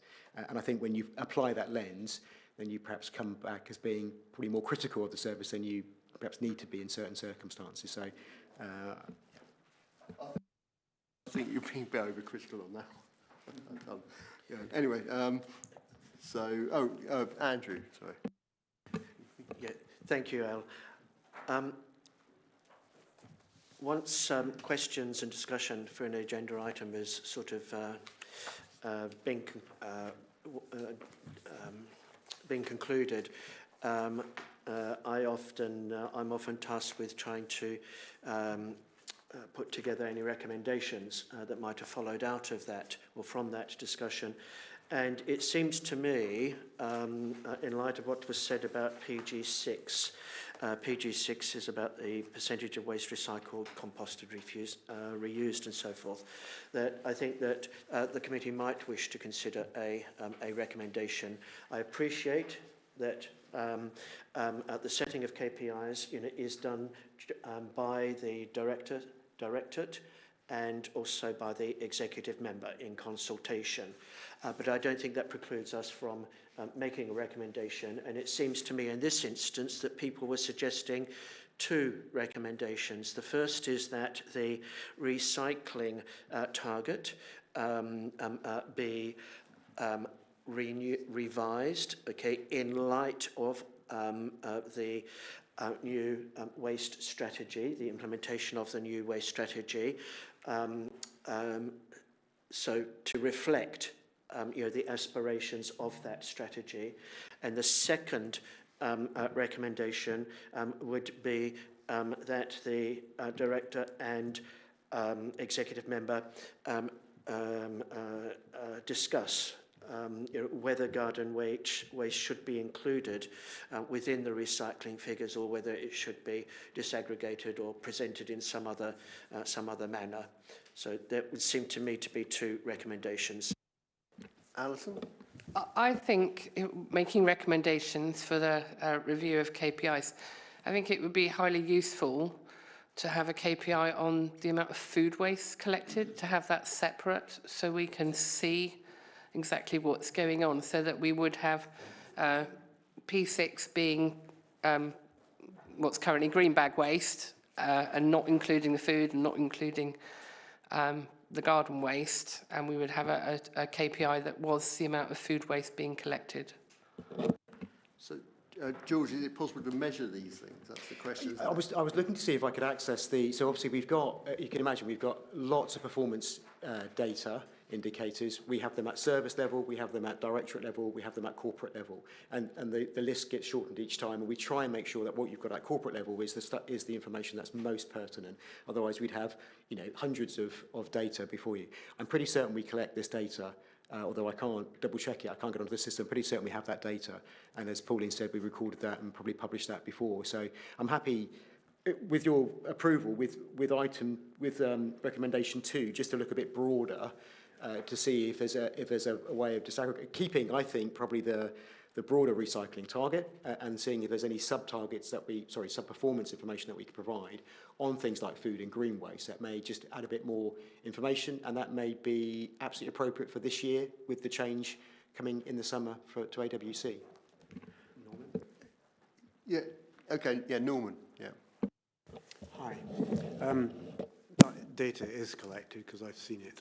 So I would agree with George. I think maybe keep the KPI the same, but put further data below it, probably, so we keep consistency.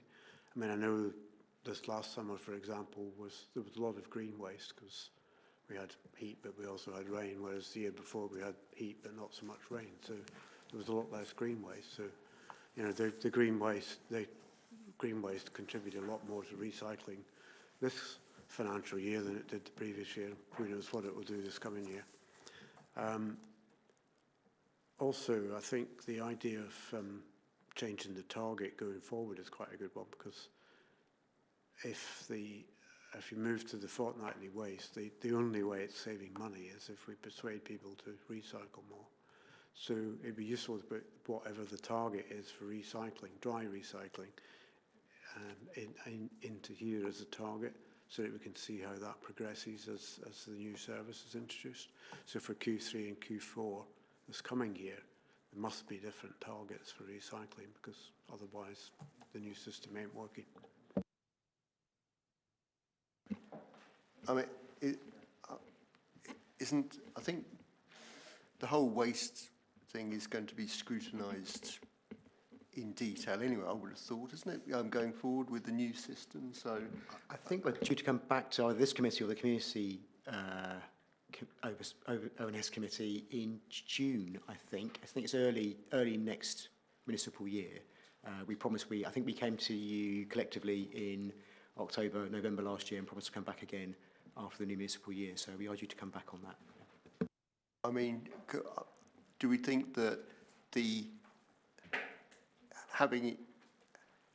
delving deeper into these figures would be more appropriate under a separate agenda item rather than wrapped into this sort of broad KPIs? Yeah, I mean, I think if you're introducing a new service, then it's going to take a while to see what the figures are. But there is a saving figure assumed in the business case that we saw. So we can feed that through as a target for increased recycling into Q3 and Q4 for this coming year, and that's what should be presented in this when the time comes for that. Andrew? Yeah, I think there's two separate issues here. One is the recommendations that we proposed, okay, and then there is the scrutiny of progress and the implementation and delivery, of the waste strategy. I think that these are two quite separate things, and that they don't need to be conflated here tonight. I think they are connected because the recycling target is part of it, and I think that, I mean, it's back to the point that was made at the start. It's flat-lined at 2%, at 52%. The target was 52% sort of a couple of years ago. The target for the council is to get to 70%. This should be ramping up as time goes on. It should not be flat-lined. No, and that was one of the recommendations, to go back to the executive and director. Sorry, George. Well, it's just to say, I think, again, the conversation from the previous ONS committee that we went to on AWC and the waste strategy it was a similar kind of output, which is you need to make sure that we are articulating the performance to make sure that the achievements that you said you would achieve, financial and other, CO2 reduction, recycling rate, are articulated, and and there can be interrogation and challenge over that. So I think it's the same ask with this. I think it's just worth clarifying the savings arising from the change, the financial savings arising, you're right, will be from a decrease in residual and increase in recycling. So that's the gate fees that we'll save, but also from the operation itself, the number of vehicles, the number of collection crews going around the borough, having moved to a fortnightly collection service, and that will be where the savings are as well. Again, I think we just need to make sure that we are showing to members transparently whether we are achieving what we said we would achieve through this project. Okay, Pauline? When we last asked about the business case for the recycling changes, for the waste changes, we were told that the saving was down to changes in the amount of residual waste. If there's a saving on the contract, we've never been told that, so it'd be very interesting to know what it is. I'm happy to clarify the figures, but from my understanding, that's been open that's been a clear output from the start of that well, project. Maybe I'm wrong. From my understanding. Maybe I'm wrong, George. Okay, but we'll clarify exactly how that. It was broadly £1 million worth of revenue savings. How they've been calculated. That would be really useful. Thank you. Happy to do that. Thank you, Chair.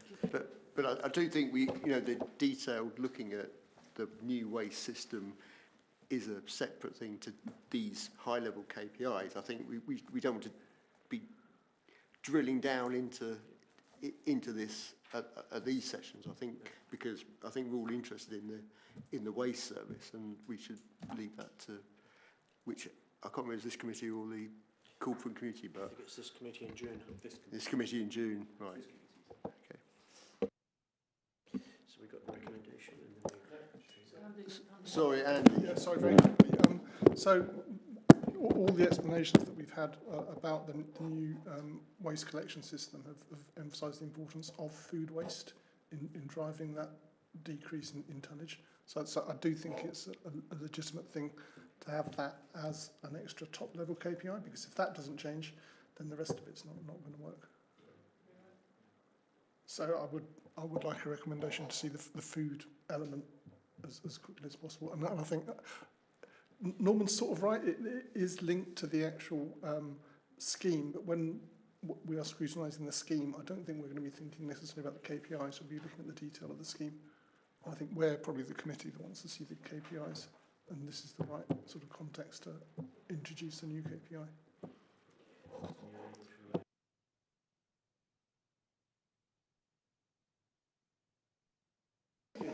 So there were the two recommendations which Andrew put, which was the recycling target to be revised in light of the new waste strategy aspirations, Then there was a second one, which was the director and executive member to discuss whether a garden waste should be included or disaggregated. Then I'm right that the third one is the one that Andy's just put forward. So it would be garden Members waste just put and forward. food waste disaggregated. Just add in food waste. Yeah? No, a separate waste. Yeah, disaggregated. Separate. The use of the word and worried me. Yeah. Yeah, and So three, disaggregated. Could someone just summarise what you've just said? So we have a separate, the food waste is separately considered as a KPI. Can I just maybe help? Okay. The Norman. figures are collected separately. They've got dry waste, glass, food, and garden waste. The tonnages are noted separately. So what we're asking for is already done. So we can probably, if it's agreed, then we can have those figures presumably. Okay. So that's We'll vote on the recommendation. the three recommendations. Do we want to vote on those three recommendations? Okay. Yep. For them? Yep. Okay. Thank you very much. And thank you very much to Graham, Stephen and George for helping us out here. And, sorry, and online Will. Oh, and Sally, sorry, and Sally. I'm looking at trying to read the screen and thank you. Thank you very much.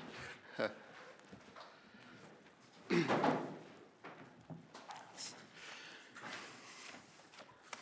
where are we?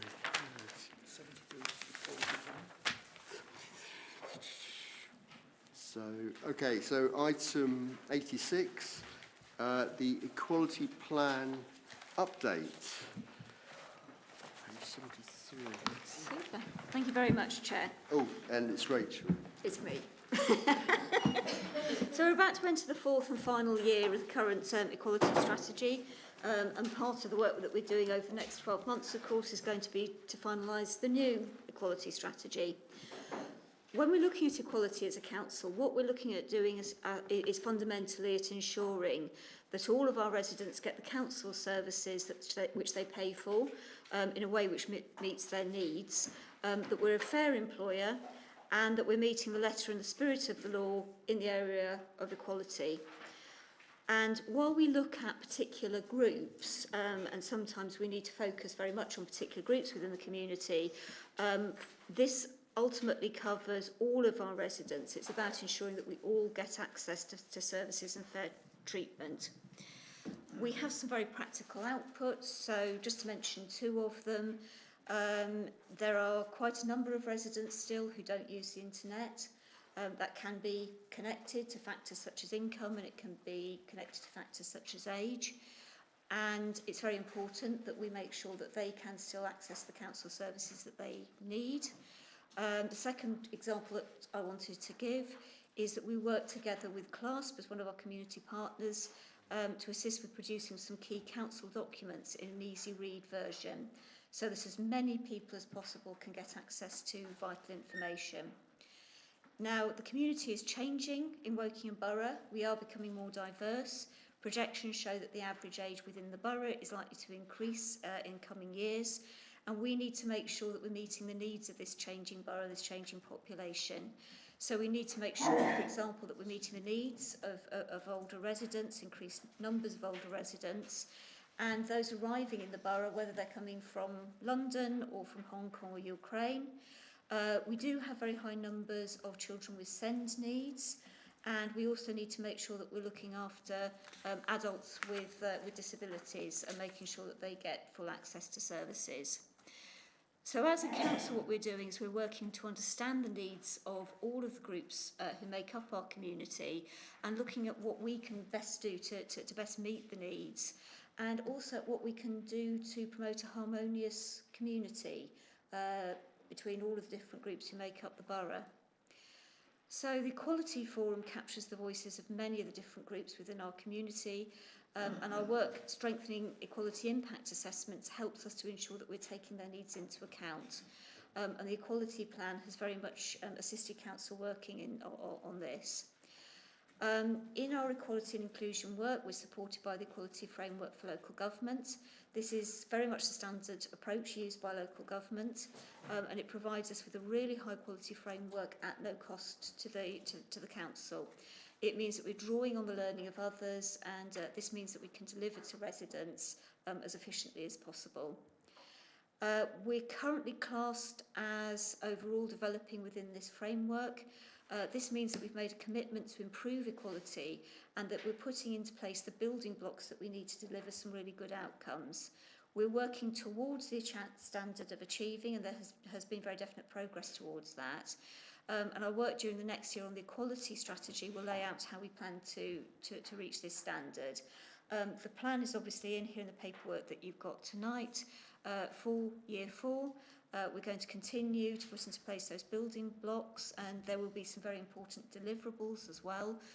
Just to mention a few of them, there is the Health Inequalities Project. We're going to be developing an inward migration strategy to look at the needs of the people who are coming into the borough. And a lot of the work is going to be around looking at how we can put into place steps to improve effective working within the council in the area of equality. Thanks very much. Have we got any questions then? Andrew? Yeah, just a couple of thoughts. I'd be really interested in your response, Rachel or Sally George. The first is that members will remember that at our last but one council meeting, a motion was passed with respect to care experience being recognised as a protected and treated as a protected characteristic in our borough. I was delighted shortly after that to receive a fairly lengthy written document about what the council has already initiated in order to, to begin, to recognise or in recognition of that motion. My question is, I'm just wondering whether there may be other groups in our community, also bearing in mind that our community is dynamic, it's very fluid and so forth, so new groups, can emerge, appear and so forth, wax and wane and so forth, but whether there might be other groups who may not be given appropriate recognition in strategy currently. So for instance, and I hope I'm not treading on anybody's toes, particularly Ian, in raising this issue, because I know, Ian, that you've expressed concerns many times in the past about the vulnerabilities of many of our younger ex-service personnel and so forth. So I'm just wondering, whether there might be, other groups who it would be appropriate, to consider in the strategy. So I've just given I'm hoping that all members picked up the additional paper that Emily, who is online, circulated, thank you Emily, which details out the Equality Forum. So we are hugely lucky in Wokingham Borough, and I mean the borough rather than the council, because Emily and her team have done a huge amount of work working across with lots of different community groups to build this Equality Forum. If there are other groups that members are aware of who you would like to signpost to be part of this group, we would absolutely welcome as many members into this group as possible. Having 30 plus organisations willing to be part of this work is absolutely fantastic. What we have done as well, and Emily will be able to quantify the detail, thankfully, is where we've recognised that perhaps certain protected characteristics aren't well represented at the Equality Forum. We've supplied small, not huge amounts, grants to help develop those groups to participate. and be part of the Equality Forum. And I don't know if Emily wants to add anything in specific detail, but we've recognised there are not all protected characteristics covered. Yeah, and just to come back on the point around that, so we've now included care experienced people as an additional characteristic in our equality impact assessments. So whenever we take a decision and we have to, or change a policy, officers now have to consider the impacts on care experienced people, as well as the 9 characteristics that come under the Equality Act. In addition, I think it was a year or 2 ago, we added socioeconomic disadvantage, so in response to our tackling poverty strategy. So people on low incomes are also considered. So there is scope if there is a particular group who we identify locally as being in additional need, then we can consider whether to add those in as well. I know at my last authority we did, because there was a large veteran population, we did include veterans, for example. So it's really down to the local need and what gets identified, but we can consider those. Yeah. Rachel? Yes, and I just wanted to add that we were discussing at a very recent meeting this aspect, and for example, looking at we've got a lot of people who've moved into the borough from Hong Kong, and is there more that we could do to engage with that community and to get them represented? So absolutely, I think that's a really good point, and that's part of an ongoing discussion that we do have. Yeah, and I had a second observation, if I may, and that is, thank you. Oh, and sorry, I should have acknowledged you, Emily. I didn't realise that you were on the call, and I wanted to acknowledge, all the work that you've done, on the work with our care experienced, residents. Thank you very much, for that, and thank you also for preparation of the this little document about the Equality Forum.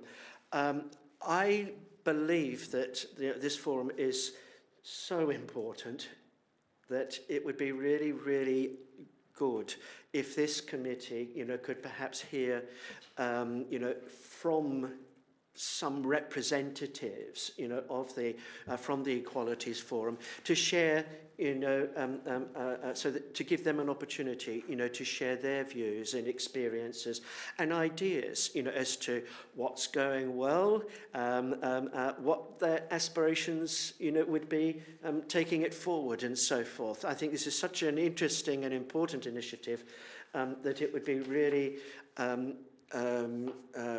really worthwhile for this committee, to listen and engage with them and have a constructive, again, I know what you might say, Andy, but to, to have an impact, to support and enable and empower, help empower them. So.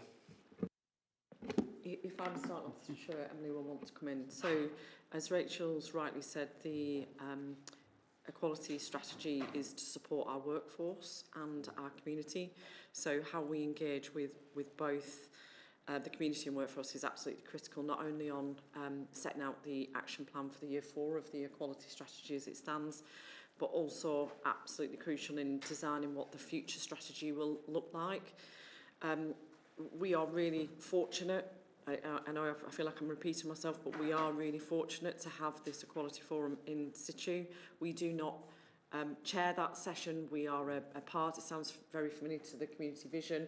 We are a member of that forum. So of course, I'm sure Emily would be happy to take that request back to that forum to ask if they would like to attend. But I've just wanted to reassure members that we will fundamentally include all the way throughout the development of the next iteration of the quality strategy. Be working, of course, with the Equality Forum. We'll be seeking feedback and engagement from our workforce, because obviously this EDI strategy impacts on officers as well, but also going out through the normal consultation process to engage as far and wide as we possibly can as a local authority. But again, welcome your support, and it will be a bit of a call to arms, I think, when the next iteration of the strategy is forthcoming. Thank you. Any more questions? Andy? It's not really a question, it's a comment. Andrew said he knew what I thought, and he really didn't. The reason I was sort of not smiling in an ironic way, was I just received a WhatsApp from a member of the public complaining about the party political leaflets they got through, and all the people on the leaflets were white. And what sort of message was that sending? I'm not naming any parties, but I am looking at you.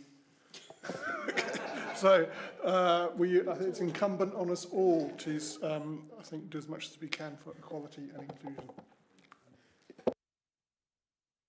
Okay, thank you for that comment, Andy. Pete. Sorry, this might be slightly off the wall. Do you see this as a lobbying group? So because I heard a fair bit this evening about how the council can't do stuff because it's not within the council's remit. So, for example, we have laws coming in that are restricting people. There's not money made available for a particular type of health work or whatever. So do you see this group as engaging with the community to drive a lobbying behaviour for our local politicians? I'll be honest, from my perspective, I don't see the Equality Forum as a lobbying group. I see the Equality Forum standing up to be what the Equality Forum wants it to be. We don't set out a criteria to say you have to operate in this way, you need to do this lobby on our behalf, or you need to the outcomes of this group. That they are a self-governing group of which we are one body of. If they choose to be a lobbying group, then obviously that again is within their gift because they are separate to the local authority. So I guess in the real kind of partnership working, we are a partner of it, but I don't see it as a lobbying myself. I don't know if Emily disagrees, but that's certainly, or Rachel, it's not certainly my view at the moment, Peter. Okay. No more questions? Well, I must say, I mean, I read through this and it all looks very comprehensive and good stuff. Trev, could I simply ask, sort of from page 85, every point is numbered number 1. Is that because they're all equal, or is it symbolic?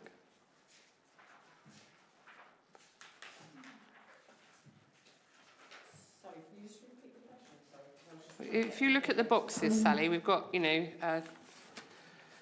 8 points within the 3 main headings, but everyone's labelled number 1. Is that to show that they're of equal value, or PowerPoint error?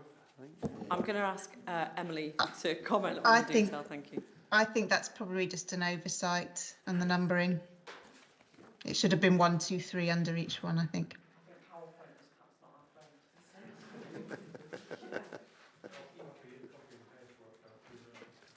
I expect so, yeah.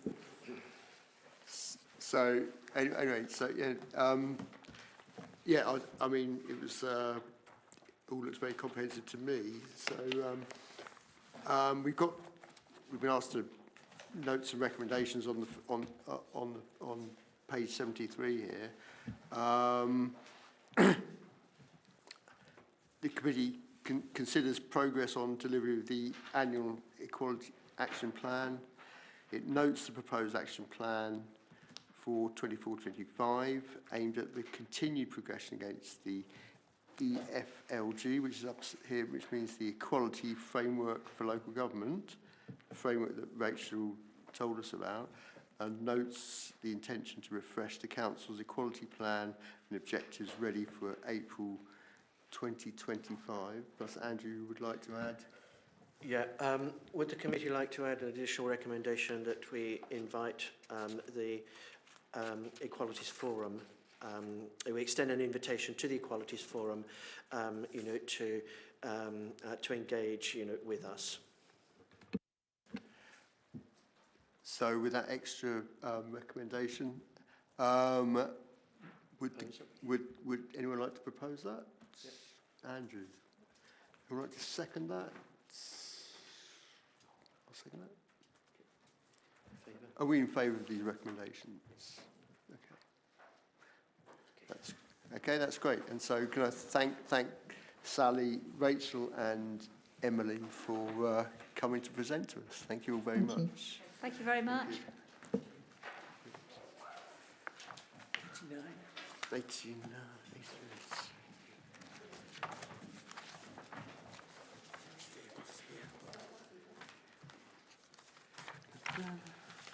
So moving on to agenda item 87 on page 89, the economic development strategy, and we have David Cornish here to tell us about it. You've got David Cornish here to introduce it. Nikki will be doing most of the work. Who is Right, with and us Nikki on is screen. online. Online, yeah. And we have Brianne, and we have George in the room as well. All right. Yeah.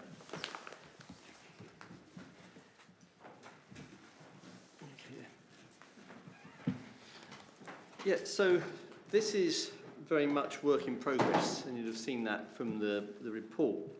One of the things that struck me when I picked up this brief just before Christmas is that an economic development strategy for a borough council is in itself a major challenge.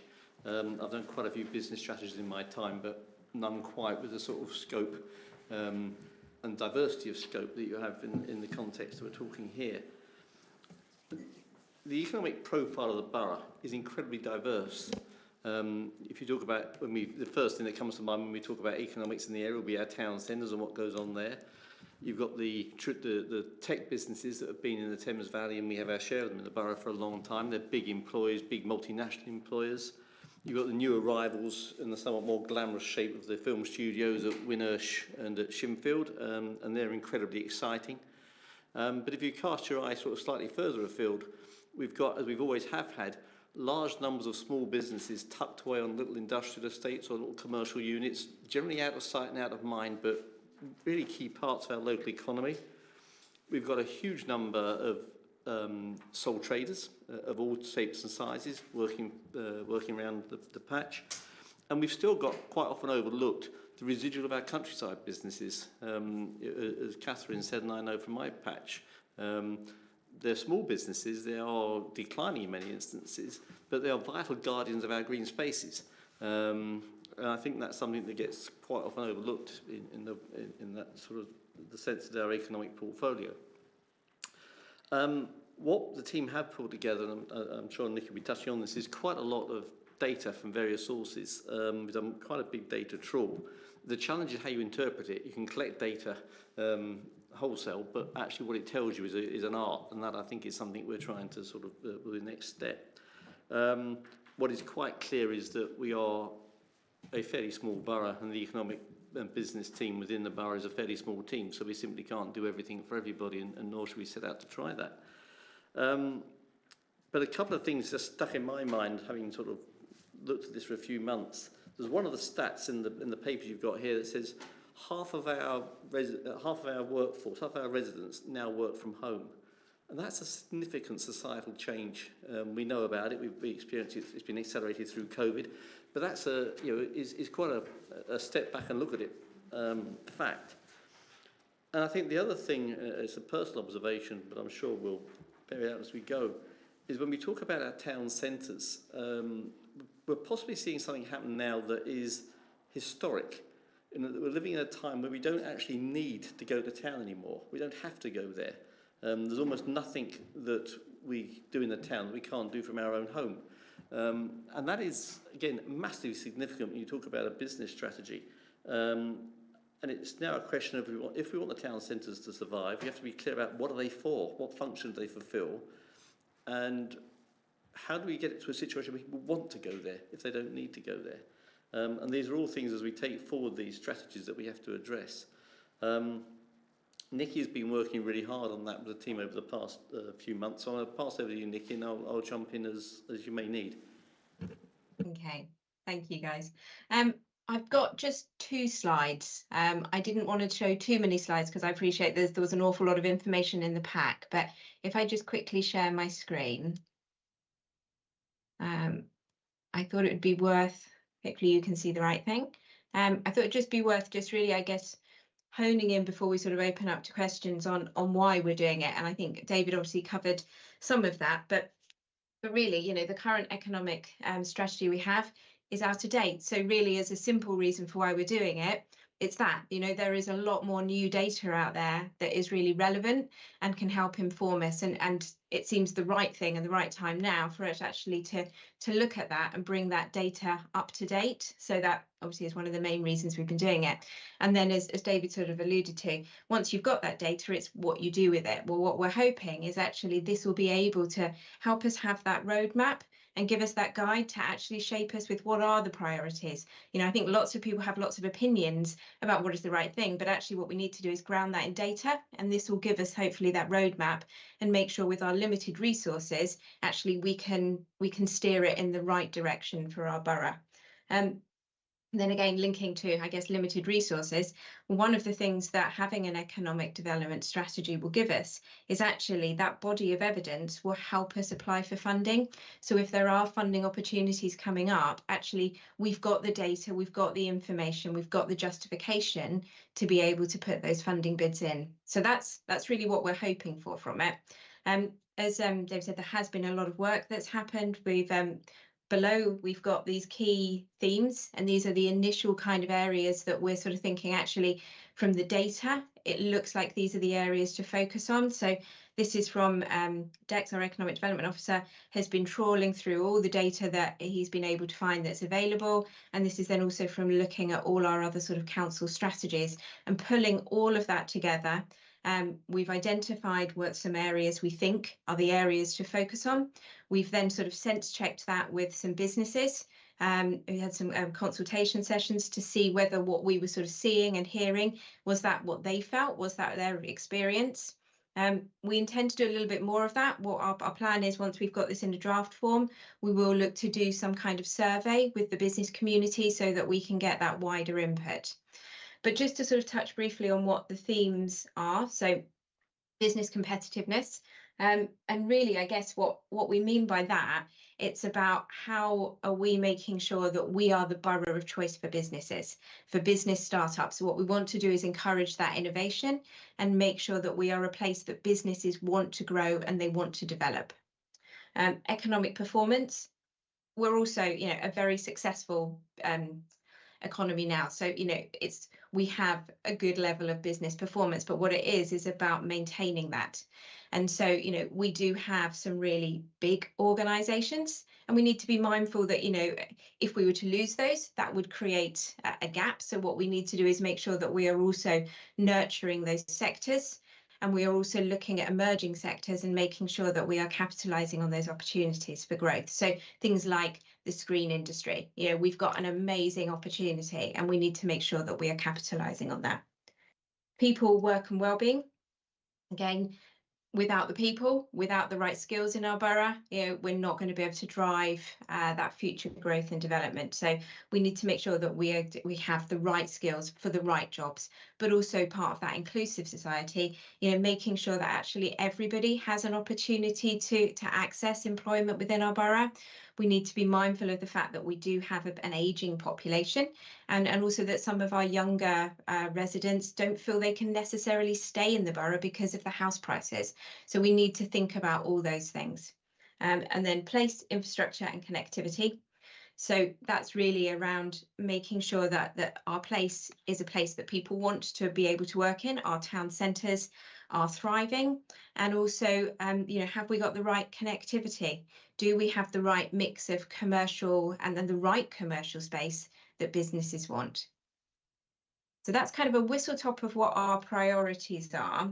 What I thought might be useful that wasn't in the strategy, in the document I sent you, was just a little overview. As I said, even though these are sort of high level themes we're thinking of, actually, what are we already doing that feeds into those themes? Now, bearing in mind, obviously, the next step is for us to put together an action plan, which will then be something we will be able to really drill down and work out what the activities we need to do look like. And that part hasn't happened yet. But some of the work we're already doing. So if we think about that business competitive, making sure we're a borough of choice where businesses want to start their business, we're working with the Growth Hub, we're delivering startup business programs. We're working with the University of Reading. We're looking to deliver a business conference for SMEs. And we're also looking to work with Henley Business School to consider looking at feasibility of pop-ups. These are all things that are in very early sort of discussion, but it's ideas of things we'd like to sort of look at. We're also then on sort of business performance. Again, we're working with the Reading University, and we're looking at sort of working with some of their tenants, looking to create information packs that can hopefully support new people that want to move into the area. We're also looking again at maximising those opportunities around the studios. So we're working with them in resource production about sort of, how we market us as an area for some of those multinational studios and production companies. And then around the people and skills, again, we're trying to create that pipeline of people, those aspiration within our young. So we're working with the swaps, with the LEP skills, boots camps. We're looking at getting the screen industry into our schools to kind of, as I said, inspire. And we're also delivering job fairs in our borough, so that again, we're trying to encourage those people to connect with the businesses we have. And we're also just delivering a new project we've started, which is about using some of our council projects to develop people and develop employment skills and move people into work. And then under place and infrastructure and connectivity, obviously town centre strategy. This is something we're looking to progress. At the moment, we're in quite the early stages of what that might look like, but that's certainly something we want to consider.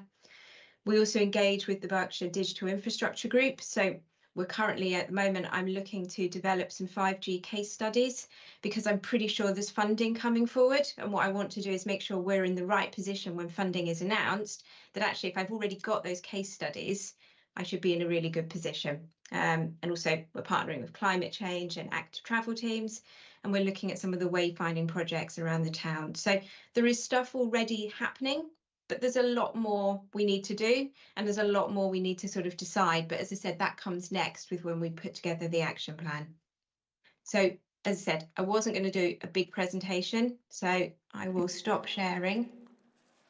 And then I guess it's over to anyone for any questions. Okay, thanks very much for that. I'll just jump in first.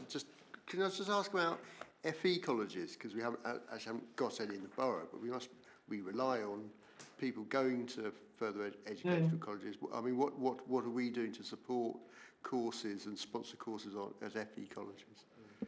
Yeah, so we do connect with our colleges. Activate actually do an awful lot in a borough, and as I said, our residents are able to go to those courses. There is obviously, I'm not if you're familiar with the LSIP.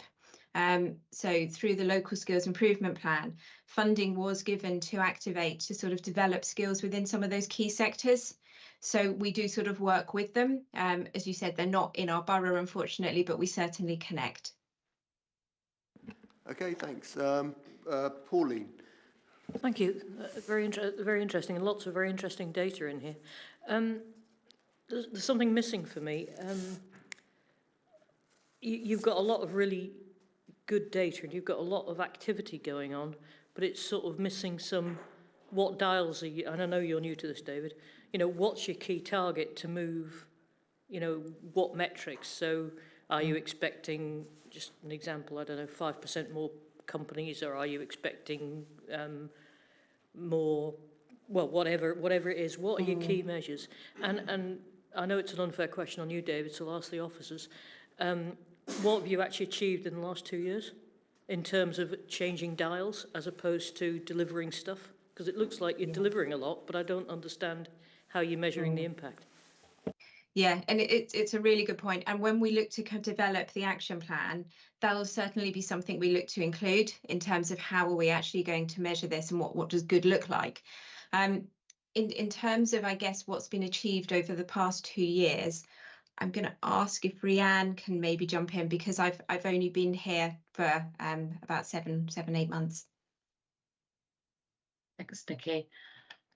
It is really difficult actually to measure performance in terms of shifting perhaps levels of employment or number of businesses that starts, because we're so actually exposed to the greater economic environment and those influences such as COVID and everything else. So we have been looking to try and create some KPIs that we can measure you know, how we've been performing, but we don't have anything specific, I would say, over the last 6 months and over the last 2 years, other than looking at events that we've run or engagement that we've had or partnerships that we've worked with or discussions that we've had within individual businesses. You know, we've done quite a lot of successful things, even with COVID. We did some really good testing with our businesses, so we've engaged really well with them, and we can see how we've moved, I think, from probably having quite a low level of engagement with our business community to now having a very good relationship with them. But that I'd agree with you that that's not actually immeasurable on a dial, but it's something that we will look at going forward. Yes, thank you. I think that would help. I mean, it'd be nice for you to be able to say, you know, these 3-4 things wouldn't have happened if it hadn't been for us, and that doesn't jump out of this at all. It's got lots of sensible activity, but it doesn't say actually this is what makes a difference. You know, if you weren't here, what difference would it make? And I think that's missing. I think it's a very, very fair question, Pauline, and I think, you know, I totally agree with you. The team have been very active, and there's a lot of events taking place and things that are doing that are generally supportive. But I mean, if I go back to Nikki's point at the start, this is renewing a strategy, and the strategy puts a set of direction. And once that direction is clear, then we should have the measures in place to make sure we're moving forward in the direction we intended.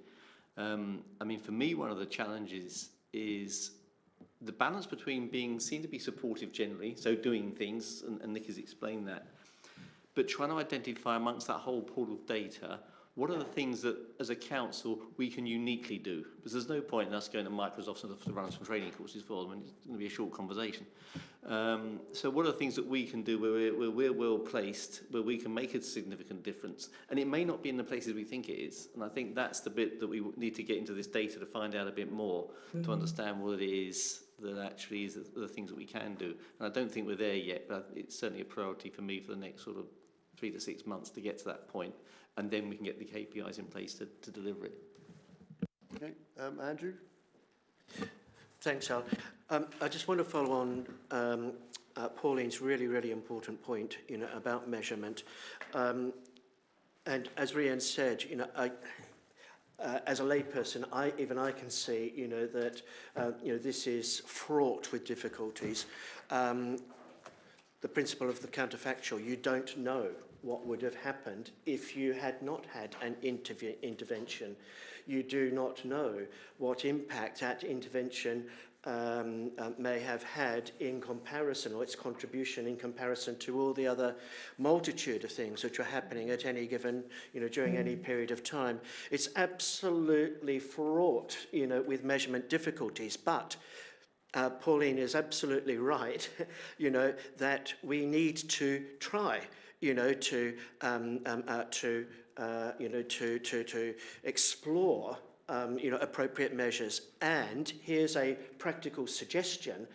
There is reference both in the agenda pack and also in the presentation tonight to drawing on expertise of the University of Reading. I would suggest that this might be measurement, you know, it might well be one of the areas, you know, where the university might be able, you know, to make some very interesting contributions that would be interesting to them as an institution, academically, but also of great practical importance and value to us. I think David also said, you know, it's important that we understand, you know, what councils can do and, you know, that can have an impact. And again, this is an area where the university, you know, might well be able to share some of their, or carry out, you know, some bespoke research, you know, to look at, you know, what kinds of activities that councils have engaged in that can help, you know, to foster, you know, economic development and so forth. So that's my first sort of comment. You know, there's a number of very specific, bounded sort of activities that I think it would be very useful to get back to the university on to whet their appetite. You know, the other comment that I was going to make, and that is, there's been specific reference made to working with other teams in the council, so for example the transport team, the climate team and so forth. One which I didn't see listed there, but fundamental, David's smiling, is planning. Okay, and you know, this again, you know, is this kind of involvement, you know, of the planning team and all its different parts, you know, is absolutely, you know, critical, you know, to this process. And the final quick comment, there is a reference here to the emerging town, or the, you know, the emerging town centre strategy, which again, you know, I think is has a lot of potential, you know, to do good. I'd like to make a suggestion, though, a very specific request that this be enlarged to include town centres, and for want of a better sort of phrase, residential, shopping, retail, commercial parades. Sorry? So I'm thinking of places like the Silverdale shopping parade and so on, and we've got them, of course, you know, scattered throughout, you know, throughout the borough, and really, really valuable, you know, community assets. Can I pick up on that? I mean, you took the words out of my mouth, Andrew, in terms of planning. I mean, that is such a key one when you look at business growth and development. And it's something actually that we've all got to own. I remember being at a conference with Nikki last summer about the digital infrastructure group across Berkshire, and a guy from Vodafone saying there's no point you complaining about your network coverage if you keep blocking the planning applications for our masts. And he had a point. I've looked at some of the applications that have come before our planning committee for new industrial estates. I'm tempted to refer to the one back in Woodley at my first ever planning meeting, but I won't. But some of those weren't our finest hours. And I think there's a job that we as elected representatives have to do, is to sometimes just take the bull by the horn back to our residents and say, you know what, if you want the borough to grow, we do have to approve some planning applications that might put a few industrial units on a green field. But that's kind of part of the deal. And I think that is a tough sort of position to take. But you know, the studios at Shinfield and at Winnersh didn't happen by accident. They've grown up on, particularly the ones at Shinfield, on some sort of greenfield sites, and they'll be fantastic for the communities there as they grow. I think another area which Nikki touched on briefly is things like linking this up to what we do in terms of the arts groups. I mean, those of you who went to the party in the park in Wokingham last year, I mean, there wasn't a blade of grass to be seen on Elmsfield Field. It was absolutely packed. If you want to see a way to draw people into the town, that was it. It was much the same for the Lunar New Year celebrations a few weeks ago. So I think it is certainly all the stuff that we've got in the strategy there and that Nikki's team is putting together. And everyone's right. We have got to chart up a way forward and then measure how we go on that. But it is that wider joined up thinking as well that says this is not just about the business team, it's about our ambitions as a council and all the other connections within that. Andy. I've got about 10 points. First of all, I'm glad David mentioned Party in the Park and Lunar New Year. Wokingham Town Council has a budget of £140,000 for entertainments, no, 120 I think, plus another 40 for the civic events that it uses to sponsor those events. And I think about poor old Woodley Town Council. I don't know how much they spend on equivalent events, Alison, but I don't think it's anything like that. And I suspect the strategy won't be throwing wads of cash at people to organise free music festivals, even though, as you say, they're a very effective way of bringing people in. And we're talking about a strategy. I mean, I think before we get onto that, I'd like to bring in a sort of a Marxist analysis, and what Marx would say is, what Marx would say is capital will go where capital best serves its purpose. Investment will go where investment can get the best return. And I'm sort of wondering where we, or what we as a borough, or prior to that as a district, have ever done to influence economic activity. And I can think of the regeneration of Wokingham Town Centre that had mixed effects. I can think of the pedestrianisation of Woodley back in, I don't know, the late 60s, early 70s. That I think certainly had a very positive effect on Woodley. But you know, I've lived here my whole life, and I'm really struggling to see what things are old strategy did, or any strategy did, to encourage economic growth, because fundamentally capital will go where and often it's at the end of a motorway or in a business park. And I can't, do we own any business parks? Have we ever built a business park? I don't think we have. I think we may give planning permission, but that's only because we can't refuse planning permission. So I'm a little bit perplexed how this strategy will be different unless, as Andrew I think has alluded to, we're in the local plan update, we're going to set aside bits of the borough for new industries. And coming on to new industries, I don't think we've really addressed the problem of growth. Do we want the growth? That's a fundamental question for me, because Wokingham, and again, I was 16 in 1982, and all of my friends left, many of my friends left school at 16, and they all got jobs. One of them didn't get a job within 2 months, and that was in the recession. You know, and a few of us went on to uni, and it has never been a place with an unemployment problem like any other part of the country. People come here not for the jobs; they come here because they want to live here. And there are jobs in the area, but most people don't care if they're in Bracknell, Reading, or our borough. You know, so I am wondering about the sort of emphasis that we've got on an economic strategy, and it's very difficult for us to say, come hither, film studios, come hither, you know, all these 5,000 jobs, and they say, well, where are the people going to live? You know, we can't, on the one hand, want to protect the sort of the character of what's left of our rural communities, protect what's left of our fields, and also welcome in jobs that you know, you can't have jobs, new jobs without houses. And I suspect many residents would be happy if you said, well, you know, let's put, if you are going to put houses anywhere, let's put them on the business park at the end of the A329M rather than keeping Microsoft there, because I'm not sure what benefit Microsoft brings to us, unless we get to retain some of the rates, and that's in the gift of the government. So I'm really struggling. But the thing I do think we need to do, sorry, yeah, I'm just making sure you know what I think, is the town centres, you know, and how can we even influence the town centres? And I think at the moment, I think Wokingham Town Council is more or less getting its right, it's doing what it can.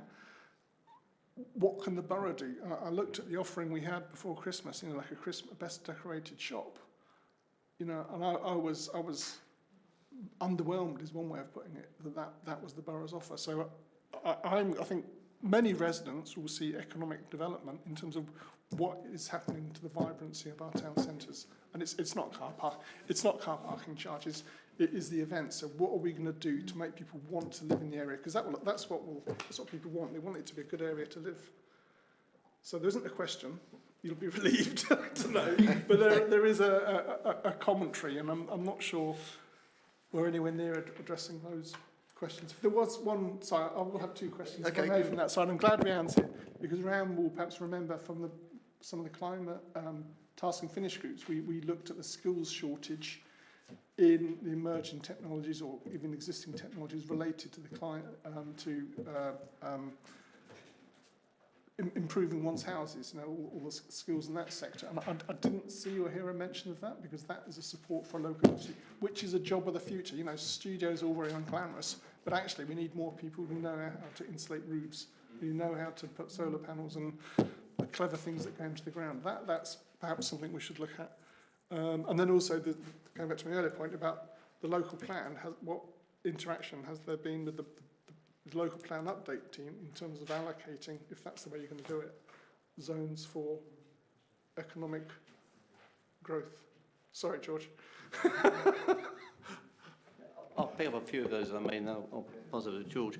I mean, Andy, you reflected an awful lot of comments that I've had myself, and there's this very difficult thing to separate out the kind of macroeconomic trends that are going on, most of which we can't influence. I mean, you know, Microsoft will not be consulting us at board level to find out what their global strategy is going to be, sadly.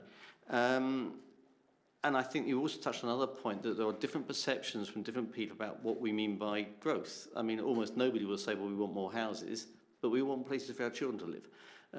Those two things sort of sit quite happily in most people's arguments without actually looking at the obvious conflict it brings. We talk about the skills you've just described, a lot of the skills from the construction industry. Well, that comes from actually having construction taking place in the area and drawing people in. And I think that's another sort of tension in the process. And I think a lot of people, as you say, when you talk about growth, come back to this question of the town centres. but it may be they are in a state of long-term change for all the reasons we've rehearsed and discussed. And there's a bit about, is it right for us to deploy our meagre resources to try and sort of, I don't know, I won't use the word manage retreat, but it's to sort of facilitate some sort of change that, again, is happening in society generally. You know, the town centres across the country are suffering for very similar reasons. So I think I welcome what you said, because it echoes a lot of the things that I've been discussing with Nikki and Rhiannon and with George, and we've got to bottom that out. And I know we haven't got there yet, but they are really good points. And you made another good point. I can't think what it was now. I'll come back to it in a minute, George. Well, there's a lot to unpack there, isn't there, I think, in terms of issues. And I think David said broadly some of the points I was going to make. Just to, just picking up a few of those points, then on the planning side, the emerging local plan is informed by significant evidence, and part of that evidence is our housing need and our employment needs going forward. So you've got that body of evidence that comes into the local plan, and then you start planning for a long period. The trouble with the local plan is that it's over a very long period, and we know things change quite quickly, quite dynamically. And that's where we need to be responsive. And you mentioned the science part, for example. That's us responding to the market and how that's changing. And what we also need to be quite responsive as well is those changing needs. So changes of use of land, where it's appropriate to allow different types of use, different employment uses potentially on.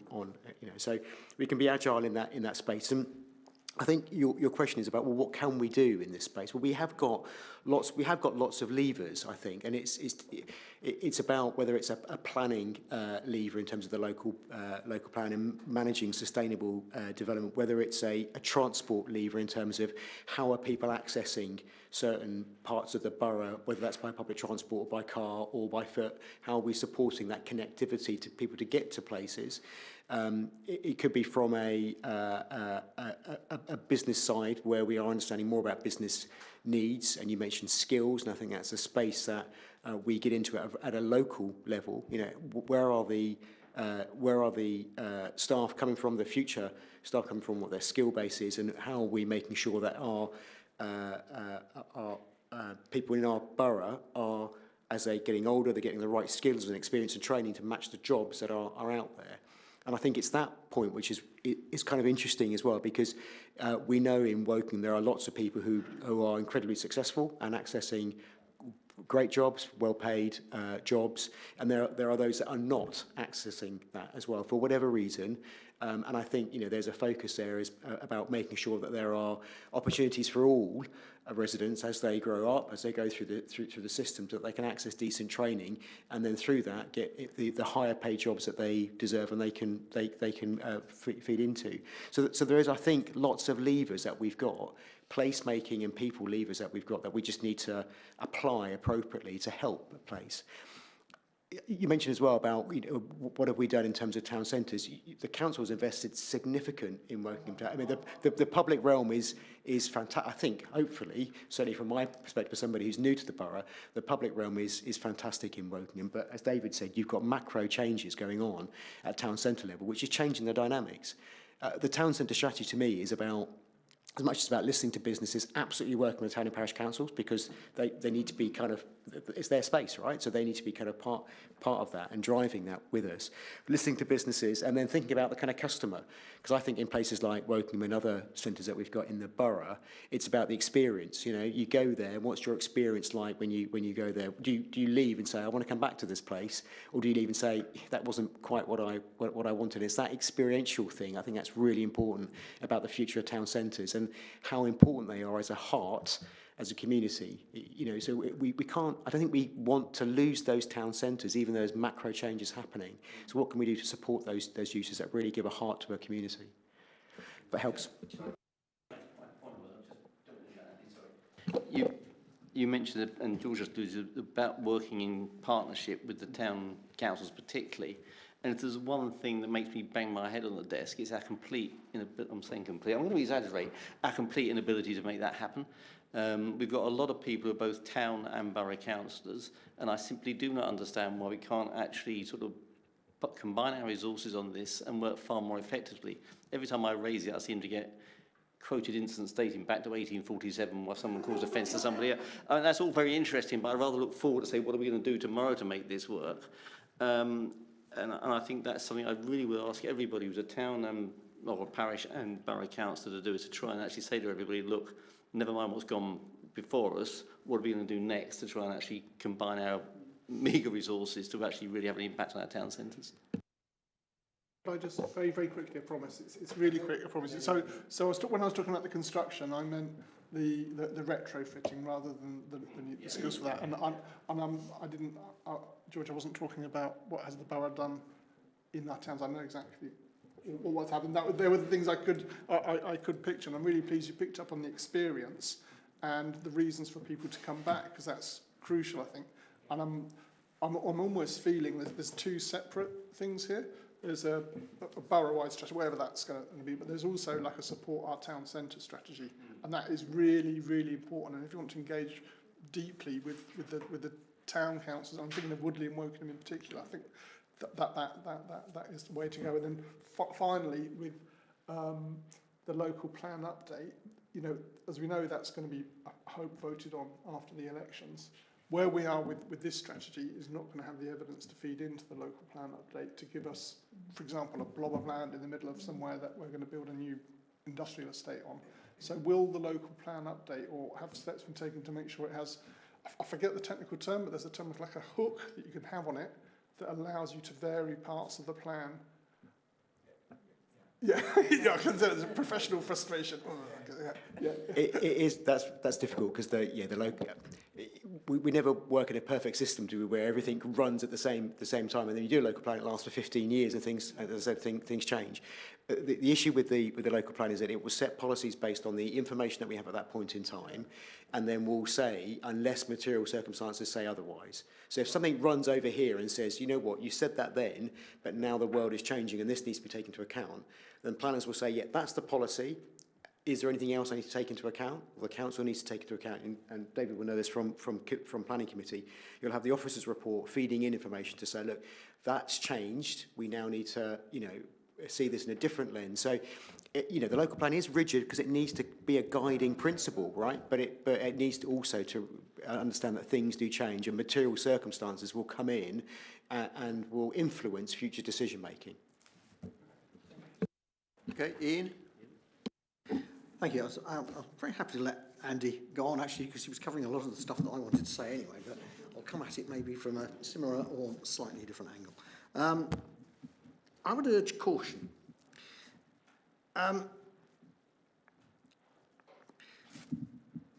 George touched on what I would call diversification of different types of work that's needed, because not everybody's going to sit in front of a computer with Microsoft or any of those other people. Likewise, what I'm really getting at is I'm not sure we should encourage too much. Capital will go where capital it is. We have film studios here already. Do we really need any more? And all the other businesses that go with them, because they concentrate. And these things go in cycles. And when there's a downturn, and there will be a downturn, a whole raft of it goes. And a whole load of people are affected by it. And along with it, like Andy, I'm concerned that if we encourage yet more economic growth here, that's yet more people that want to come here and live, and we can't cope with the number of houses here already. We just don't want more. I don't think we need to encourage people to come here, because capital follows capital. They'll come here anyway. I'm just worried about overheating. We need a balance. But I don't quite know what that balance is, and that's possibly where there's a bit of research that could be done by somebody like the University of Reading. But there's also a balance that the government should be putting in, because why is it all coming here? Why is it not going to the Midlands, the Southwest, the Northwest, the Northeast? Why here? Don't encourage it. And yes, people want to come and live here for a variety of reasons. It's a good place to live, got good schools and whatnot. But that doesn't mean to say the businesses that they work in need to be here. Working from home has been mentioned. 50% of people doing that now. Well, a lot of those people are working in London or Camberley or wherever. We don't need the physical business here, so don't encourage it. It just means more houses. And we're going to run out of land pretty quick. Okay? I think that's it. I don't think I'm necessarily asking for an answer.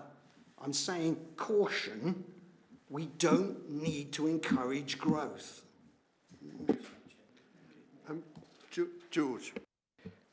I appreciate the opinion. I suppose it's just worth underlining the principles that we work to is, if you like, sustainable economic growth. So it's sustainable growth. It's matching housing needs with our employment, with our information and data that we know about our population.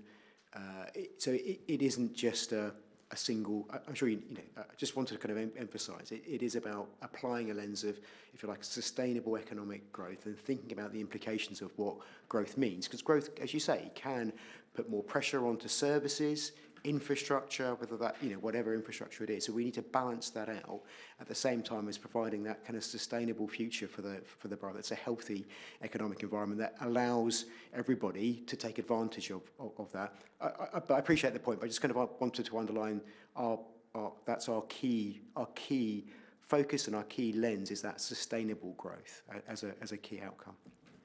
There's different. I can just come up. Just run the green. So there's a diversification is the key, and you mentioned it earlier. Yeah, I think there's different forms of growth. I mean, it was interesting. You make a really great point about the growth in the film studios. When the Hollywood writers' strike was on, that was looking highly precarious for a few months, and it hasn't really recovered fully yet. So I think you're right. There's no point in trying to overheat certain sectors. And I don't think there's any part in our strategy that's saying we're looking for major production, in sort of manufacturing sites or anything like that. And I think we're all aware of the housing pressures. I think what we're looking at, maybe the word growth isn't right, it's regeneration in certain places. So it's sort of, Andrew mentioned the sort of the secondary and tertiary retail areas. They actually are becoming more popular with people working from home and suddenly nipping out to the cafe for a quick bite for lunch, taking a laptop with them. I can think of 3 or 4 places near me which are really quite buzzy from that sort of business. So I think you're right to challenge the terminology, and we should take that away. You know, I'm sure we will as a lesson. But it isn't kind of growth overall, very small amount of growth overall. But I think certainly it's about regeneration, repositioning, strengthening, whatever words you want to put in there, to make ourselves perhaps more resilient to the future. Because change will occur, and change is always going to occur, and it's not having eggs in one basket.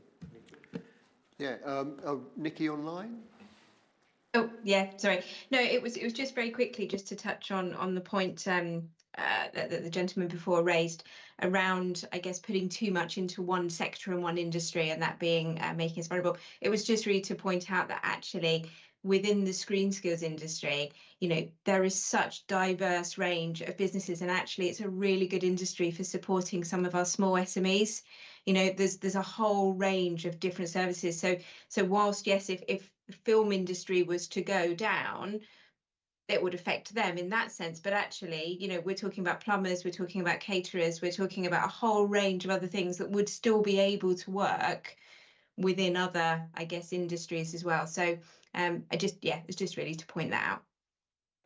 Okay, and just to add, I mean, because I had a tour of the studios, and I mean the MD there, the CEOs, there's so many people already who work at Pinewood, whatever.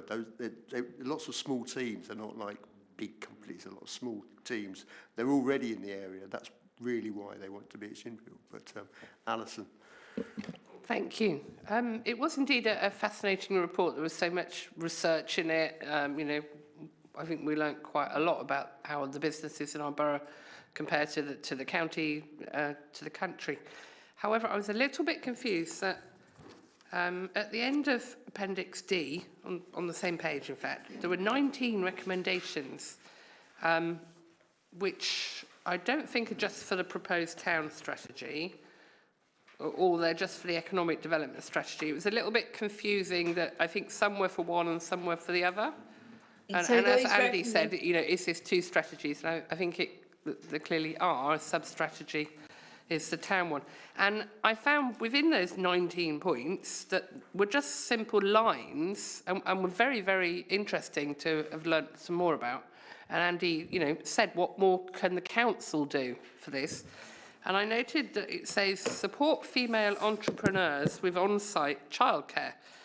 Well, I think I'd support parents with on-site childcare, but is the proposal that the council would be funding childcare or setting it up? So I'm quite interested in that. I think that is something that can help more people in the borough, you know, get back into employment.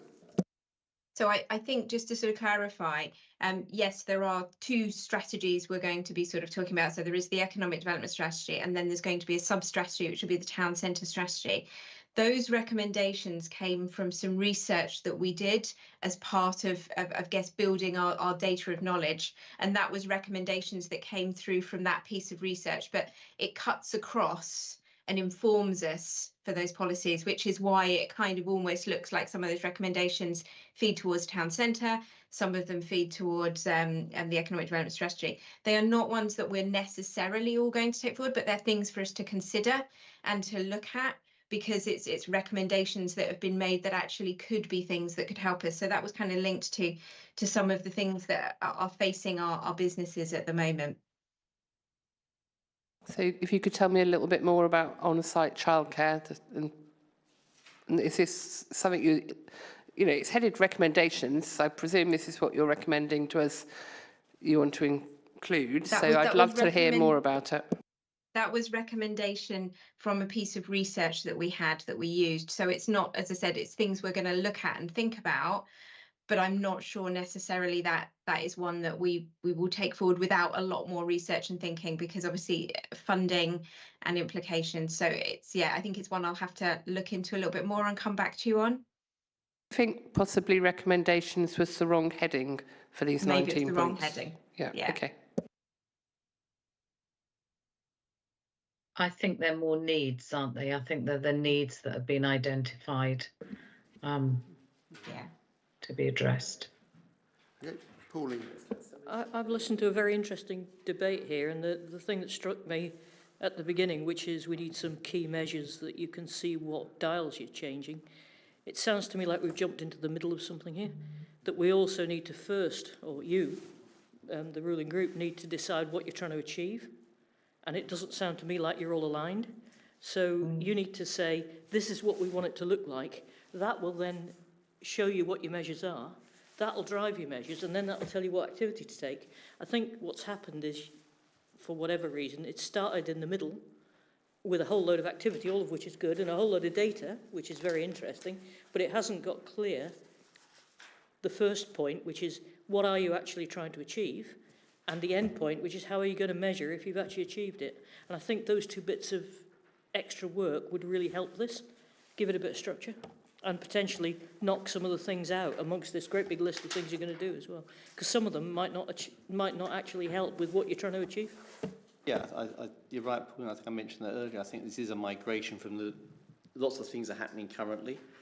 The strategy is being renewed, and it's kind of the migration or the marry up. But once the strategy is complete and we actually decided which way we're heading and which the key points of focus are, then I think that will self-select from the options and the actions that are taking place at the moment, and then that gives you a basis for the measures.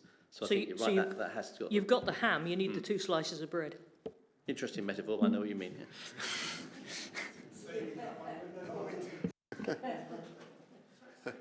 Oh, Alison. I'm a little bit puzzled about on page 93, where we've got this chart, and it starts in November and it's to finish in April. Is this...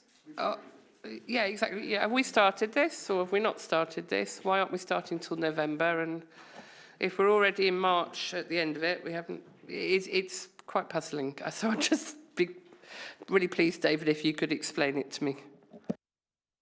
I mean, the work did start in November, so a lot of that was data gathering and putting together the pool of data that is in the report.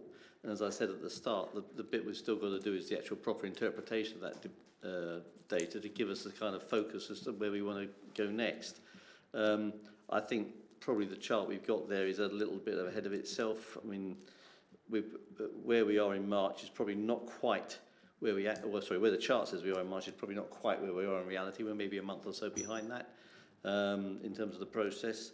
So the draft has come for as a collection of data, but I think we're probably say a month or two behind on that timeline at the moment. But David, you still haven't got any objectives. So you're starting with project requirements, scope, outputs and activities agreed, rather than the first thing, which is what we're actually trying to achieve. And that's missing. Yeah, and I challenge that actually, Paul, because I think it's it's interpreting what we can achieve. So as we said earlier, there's many things we could try and do. There's Andy alluded earlier to the kind of, you look at a macro environment and there's lots of things happening, but in that real world we probably can't affect all of those. So there are some choices to be made, and I think that will then take us through into the, if I was doing this in the workplace, I would say what we've been doing is situational analysis up until the moment. And we're now moving through that into sort of looking at our strengths and weaknesses, where we can actually apply what we're good at to the situations in front of us, and that then will give us our objectives. No, I don't think so. I think what I've heard is different members of the group, for want of a better word, saying quite different things about what they're trying to achieve. So I've heard Ian say, actually, I don't want to encourage any industry here. I don't want to encourage any but something remarkably similar to that. I think we have to distinguish between the group and the executive. Yeah, well, that's what well, you're all the people who've been speaking are all members of the ruling group, and I don't think they're all saying the same thing. Yeah, I think to be clear, this is not a group report. This is a bit of work that's done almost entirely so far by the business and economic development team, and that has then got to be taken through into a recommendation which our group will buy into, and then the council will buy into, and off we go. But we aren't at that point yet. So the purpose of this evening's debate was to have the discussion we've been having, where people have an input from all sides, and I think it's been a really valuable and useful discussion. I'm sure Nikki and Leanne and George would agree. Yeah, I just think you need to be clear about where you're trying to go. Could I just go back to the front page and say that we're a group not on party political grounds here, so we are individuals putting in our ideas. I'm not knocking it, but you've got to start with what you're trying to achieve, and I've heard contradictory things from different people. I mean, that's fine. Everybody doesn't have to agree, but in the end, to understand what you've got to do, you've got to start off with what you're trying to achieve, and I'm not clear about what you're trying to achieve. So are you trying to achieve business growth, economic growth? Are you trying to achieve more employment? Are you trying to limit the number of houses? Are you trying to limit the amount of people that are commuting a long distance? Are you trying to develop new skills? What is it? But as I said, I think that's not the question we're asking at the moment. What we are trying is looking around us and saying, if there's one question right now that's on my mind, is where can we intervene and deploy our very limited resources with most impact? Because we could say we want to go and introduce a whole part of new businesses coming in. That may not necessarily be in our gift. So we are doing situational analysis work, and that's the information we've got has been very helpful. I think the discussion here tonight reflects a diverse range of opinions, and that's good, because all voices are welcome. We want to hear that. But at the moment, as I said, this is work that's coming out of the business and economics team. They're reporting an update on where they are and the work they've got. We're a bit behind that timeline that Alison alluded to, but that's okay. But yeah, I think what we're looking at is then coming forward to develop their objectives, and when we develop what they are and the strategy to deliver them, then we put the measures in place. I just think, going back to what we're being asked to recommend here is just to provide feedback, and that's what we've been doing, isn't it? All of us have been giving feedback to the members, which is. But my overarching feedback is you need to know where you're trying to go before you start trying to go there. Well, pages 89 and 90. Pages 89 and 90. Key priorities are laid out there. Anyway, those Andy, are deliverables, not objectives. Okay, Andy, you were going to come in. Thank you. So, I guess one of my comments then is I'm a little bit concerned that the strategy will move at the pace of the slowest part of the strategy. And for me, when I'm out and I'm knocking on doors and you look at social media and things like that, in Woodley, often the state of the town centre comes up. Woking it never comes up. For obvious reasons. And if the executive wants to make an impact they need to make an impact on Woodley. And you've mentioned these sub-regional, I don't know what the expression is, these small parades, things like that. We've got them in Woodley, we've got them all over the borough. So, you know, a strategy, I think, can also have like a rapid response part of it. And I really think the executive needs to look at that. That would be my thing, because people never ever say to me, and I suspect to anybody else, oh, we really need to sort out the number of multinationals we've got here. It's just not a thing people are worried about. But the state of the local shopping centres and the vitality, the experience of the local shopping centres is a really big issue, and that is what our residents will recognise as a strategy which deals effectively with those centres, is what our residents will recognise as an effective response by the borough. Because again, Wokingham is different, but Woodley in particular has been through a lot. Well, Wokingham has, but again, you know, Wokingham is different. It's bigger, it's more prosperous. There's been a lot of investment, you know. But Woodley and some of the other smaller places do need. Maybe it's just TLC. I don't know, but the strategy has to look at that. And what I don't want is for any sort of response to those centres to be delayed while we worry about what happens to Microsoft and how we're going to keep them on board. You know, I think there's almost to me a value in splitting them out, saying we've got a shopping centre thing and we've got an overall borough thing, and to get one done as quickly as possible. So for the sorry, I just want to answer your question. Yeah, one more thing. So one thing which has been raised to me by one person, and he said, what happens? He said, although Wokingham's great, he said, when you go into Wokingham, you know, what's the brand? You know, Wokingham has got the potential, perhaps more than any other centre, you know, for trying to continue with this sort of chocolate box, you know, fairy tale thing. And, you know, what is Wokingham's brand when somebody puts some flesh like Woodley hasn't got the same potential, it's got a different potential, but it's that sort of higher level of support. You know, who's going to pay for that review? And, you know, if you want somewhere to spend limited resources very quickly, I would say, well, why don't you pay a consultant or someone who knows what they're doing, rather than poor old Woodley Town councillors wandering around trying to work out what colour the letterboxes should be, or whatever it is, you know, and you end up with a mishmash of 1,000 different design things.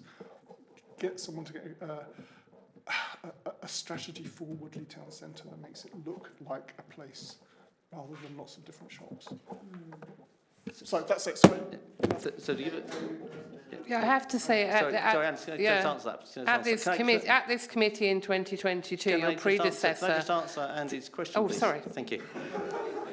And then George wanted to come in. The simple answer is yes.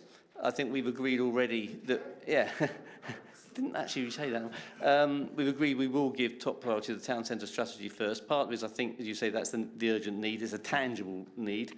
And I think in terms of process, it will give us some learnings to apply to a wider base. Because, I mean, as you rightly said, some of those wider issues are going to be things that are outside of our scope to intervene with successfully, even if we wanted to. Stephen's made a commitment already that we're going to try and get that done. He talked about within the next sort of 2 to 3 months, we might do that, but we need to do it properly rather than just rush around and create activity just for the sake of it. But I'm totally with you on that. The town centres are where we start. Sorry, George. Well, it was just David said that key point about, what's the most important thing we do with the resources that we've got, and how can we move quickly on certain issues, but it may mean slowing down on other issues. So I just wanted to underline that. The other thing that's happening as well at a bigger county level, members considered the Prosperity Board paper the other day at council following exec. One of the themes for the Prosperity Board is looking at sector development. So where are we strong? You know, how can we support sector development and broader economic issues? That's one of the key themes that should be looked at on a county, so more macro level. If the Prosperity Board has stronger kind of strength when it knocks on the door of government, you know, it's a bigger knock in terms of all authorities coming to the government's door and asking for what they need. What's also in there is that you'll know that the government has basically stepped down the LEP. That role is given to the individual councils, and through working across those individual councils, what the government has asked us to do is basically commission updated economic development strategy for the wider county area. So we're working on that commission. The government's asked us that's updated in a 6-month time frame, which is incredibly short. But so that's happening at a macro level up here. We're looking at the local economic development strategy for our borough, and you're right, then there's the town centre bits that kind of sit underneath that. And we just need to make sure they're running in, you know, they talk to each other as we run forward, and we're prioritising what we need to do first. So we, you know, as David said, those town centre strategies feels like, and from the conversation this evening, it feels like that's the area of focus for us to really shift in terms of supporting town centres. So just very quick, there's no danger of replication of what LEP research and our research? No, the issue is they need to, and the Commission will say how these need to talk to each other, so, and that they are not then replicating, but there is probably lots to data to use that can be shared as well at the same time. So we're commissioning additional data. We should be showing that at those different levels. Okay, sorry, Alison. Oh, okay. So we go to the recommendation. No more, right. So there's only one recommendation here, and it's to say that we've been asked to provide feedback. So, and I think we've done that. So I think that's done. That's a good point. Yes, we should perhaps ask for this subject to come back to us at an appropriate period of time, because it's a big subject. Just, yeah, if I may, on that point, I agree with Andy and his comments about the priority being the town centre and parade, strategy. It sounds as though that's a shared understanding, priority. I think it would be very good, if as soon as there's sufficient progress made on this, if it could be brought back and it's sound to this committee for overview, input, comment, and it sounds as though that might be sooner, rather than later, possibly even as early as the June meeting. We can talk outside about Yeah, I'm not sure we can achieve that, but but I think the ask is as soon as we can, come back to this committee with information. So we'll work on that and provide a timetable. Okay. So anyway, thank you to George, David, Nikki, and Rhiann. Thank you very much for your time. Thank you. Bye.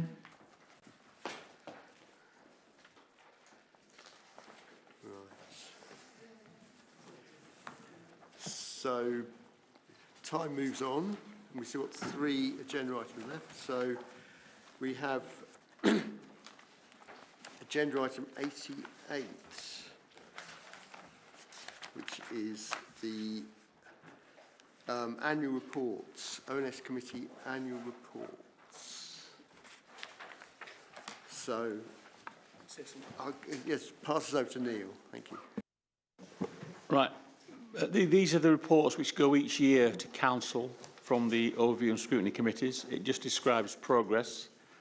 I would refer members to page 105, and there are the 5 bullet points there which the Centre for Governance and Scrutiny say are essential to effective scrutiny. And I think we've made some progress over the past year on some of those, but obviously that's where members may wish to think about how we're going to go forward and strengthen those issues. We've talked about training being a good example. So it's here for comment, basically, before it goes to Council. Comments, Pauline? Seems like a good summary to me. Right, thank you. Okay, is there no... I liked the cultural reference to the Smiths. All right, thank you. Okay, well, I think that just means these can go forward to Council then. Can I just say that on page 118, myself and Shahid should be listed as part of the substitute member team. We seem to have been missed out.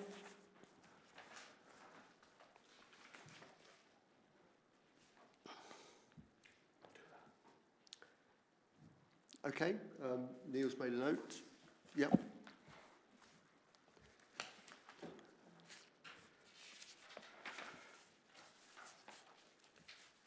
just note them? What do we have to do with these? Do we not just note them? I think we just note them. We're happy that these go forward to council, yeah? Full council. Yep. Do we need a vote?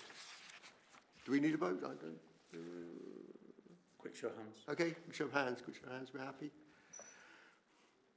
All happy, apart from Alison. She's not happy.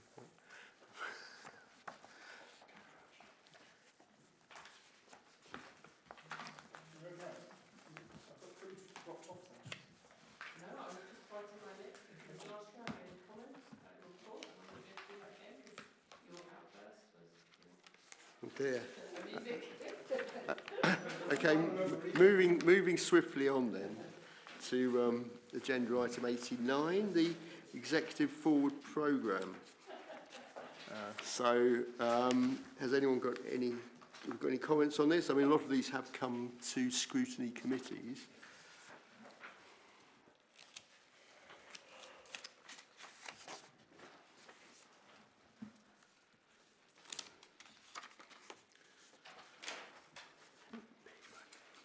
So yeah, okay, we do page by page, yeah. So page 125,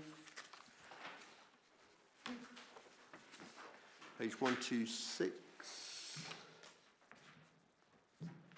page 127, page 128, and page 129.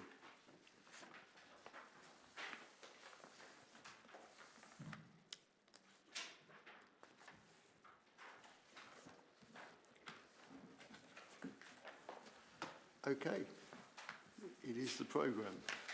Oh, I wondered Alison. if I could just make a comment that I thought this before. That for us, as the overarching Overview and Scrutiny Committee, I think it would be quite useful if there was a column on this that told us if one of these strategies, policies, had been through ONS. Would that be not too much work, Neil? I can investigate, yes, certainly. Thank you.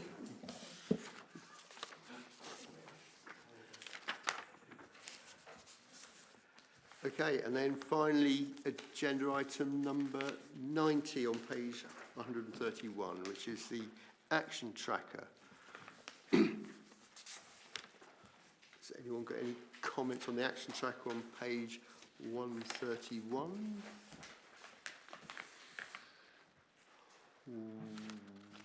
132, 133. 133 has got a date of 28th of February 2024. Has that now been completed? Yes. Yes. Yes, that was done at the other committee. Well, it was last week, wasn't it? To explore the range. That was done at Community and Corporate, wasn't it? Hasn't it? Last week. That was, yes.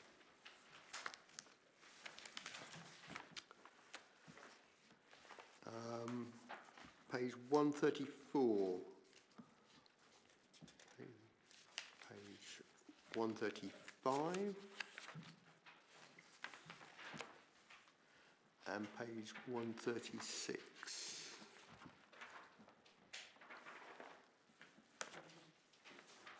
Norman.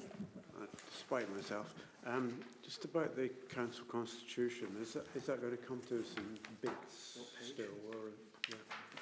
Constitution. 136. I think we asked for it. I'm not sure whether it's coming forwards before the elections. Maybe Councillor Croy could update us from the Constitution Review Working Group?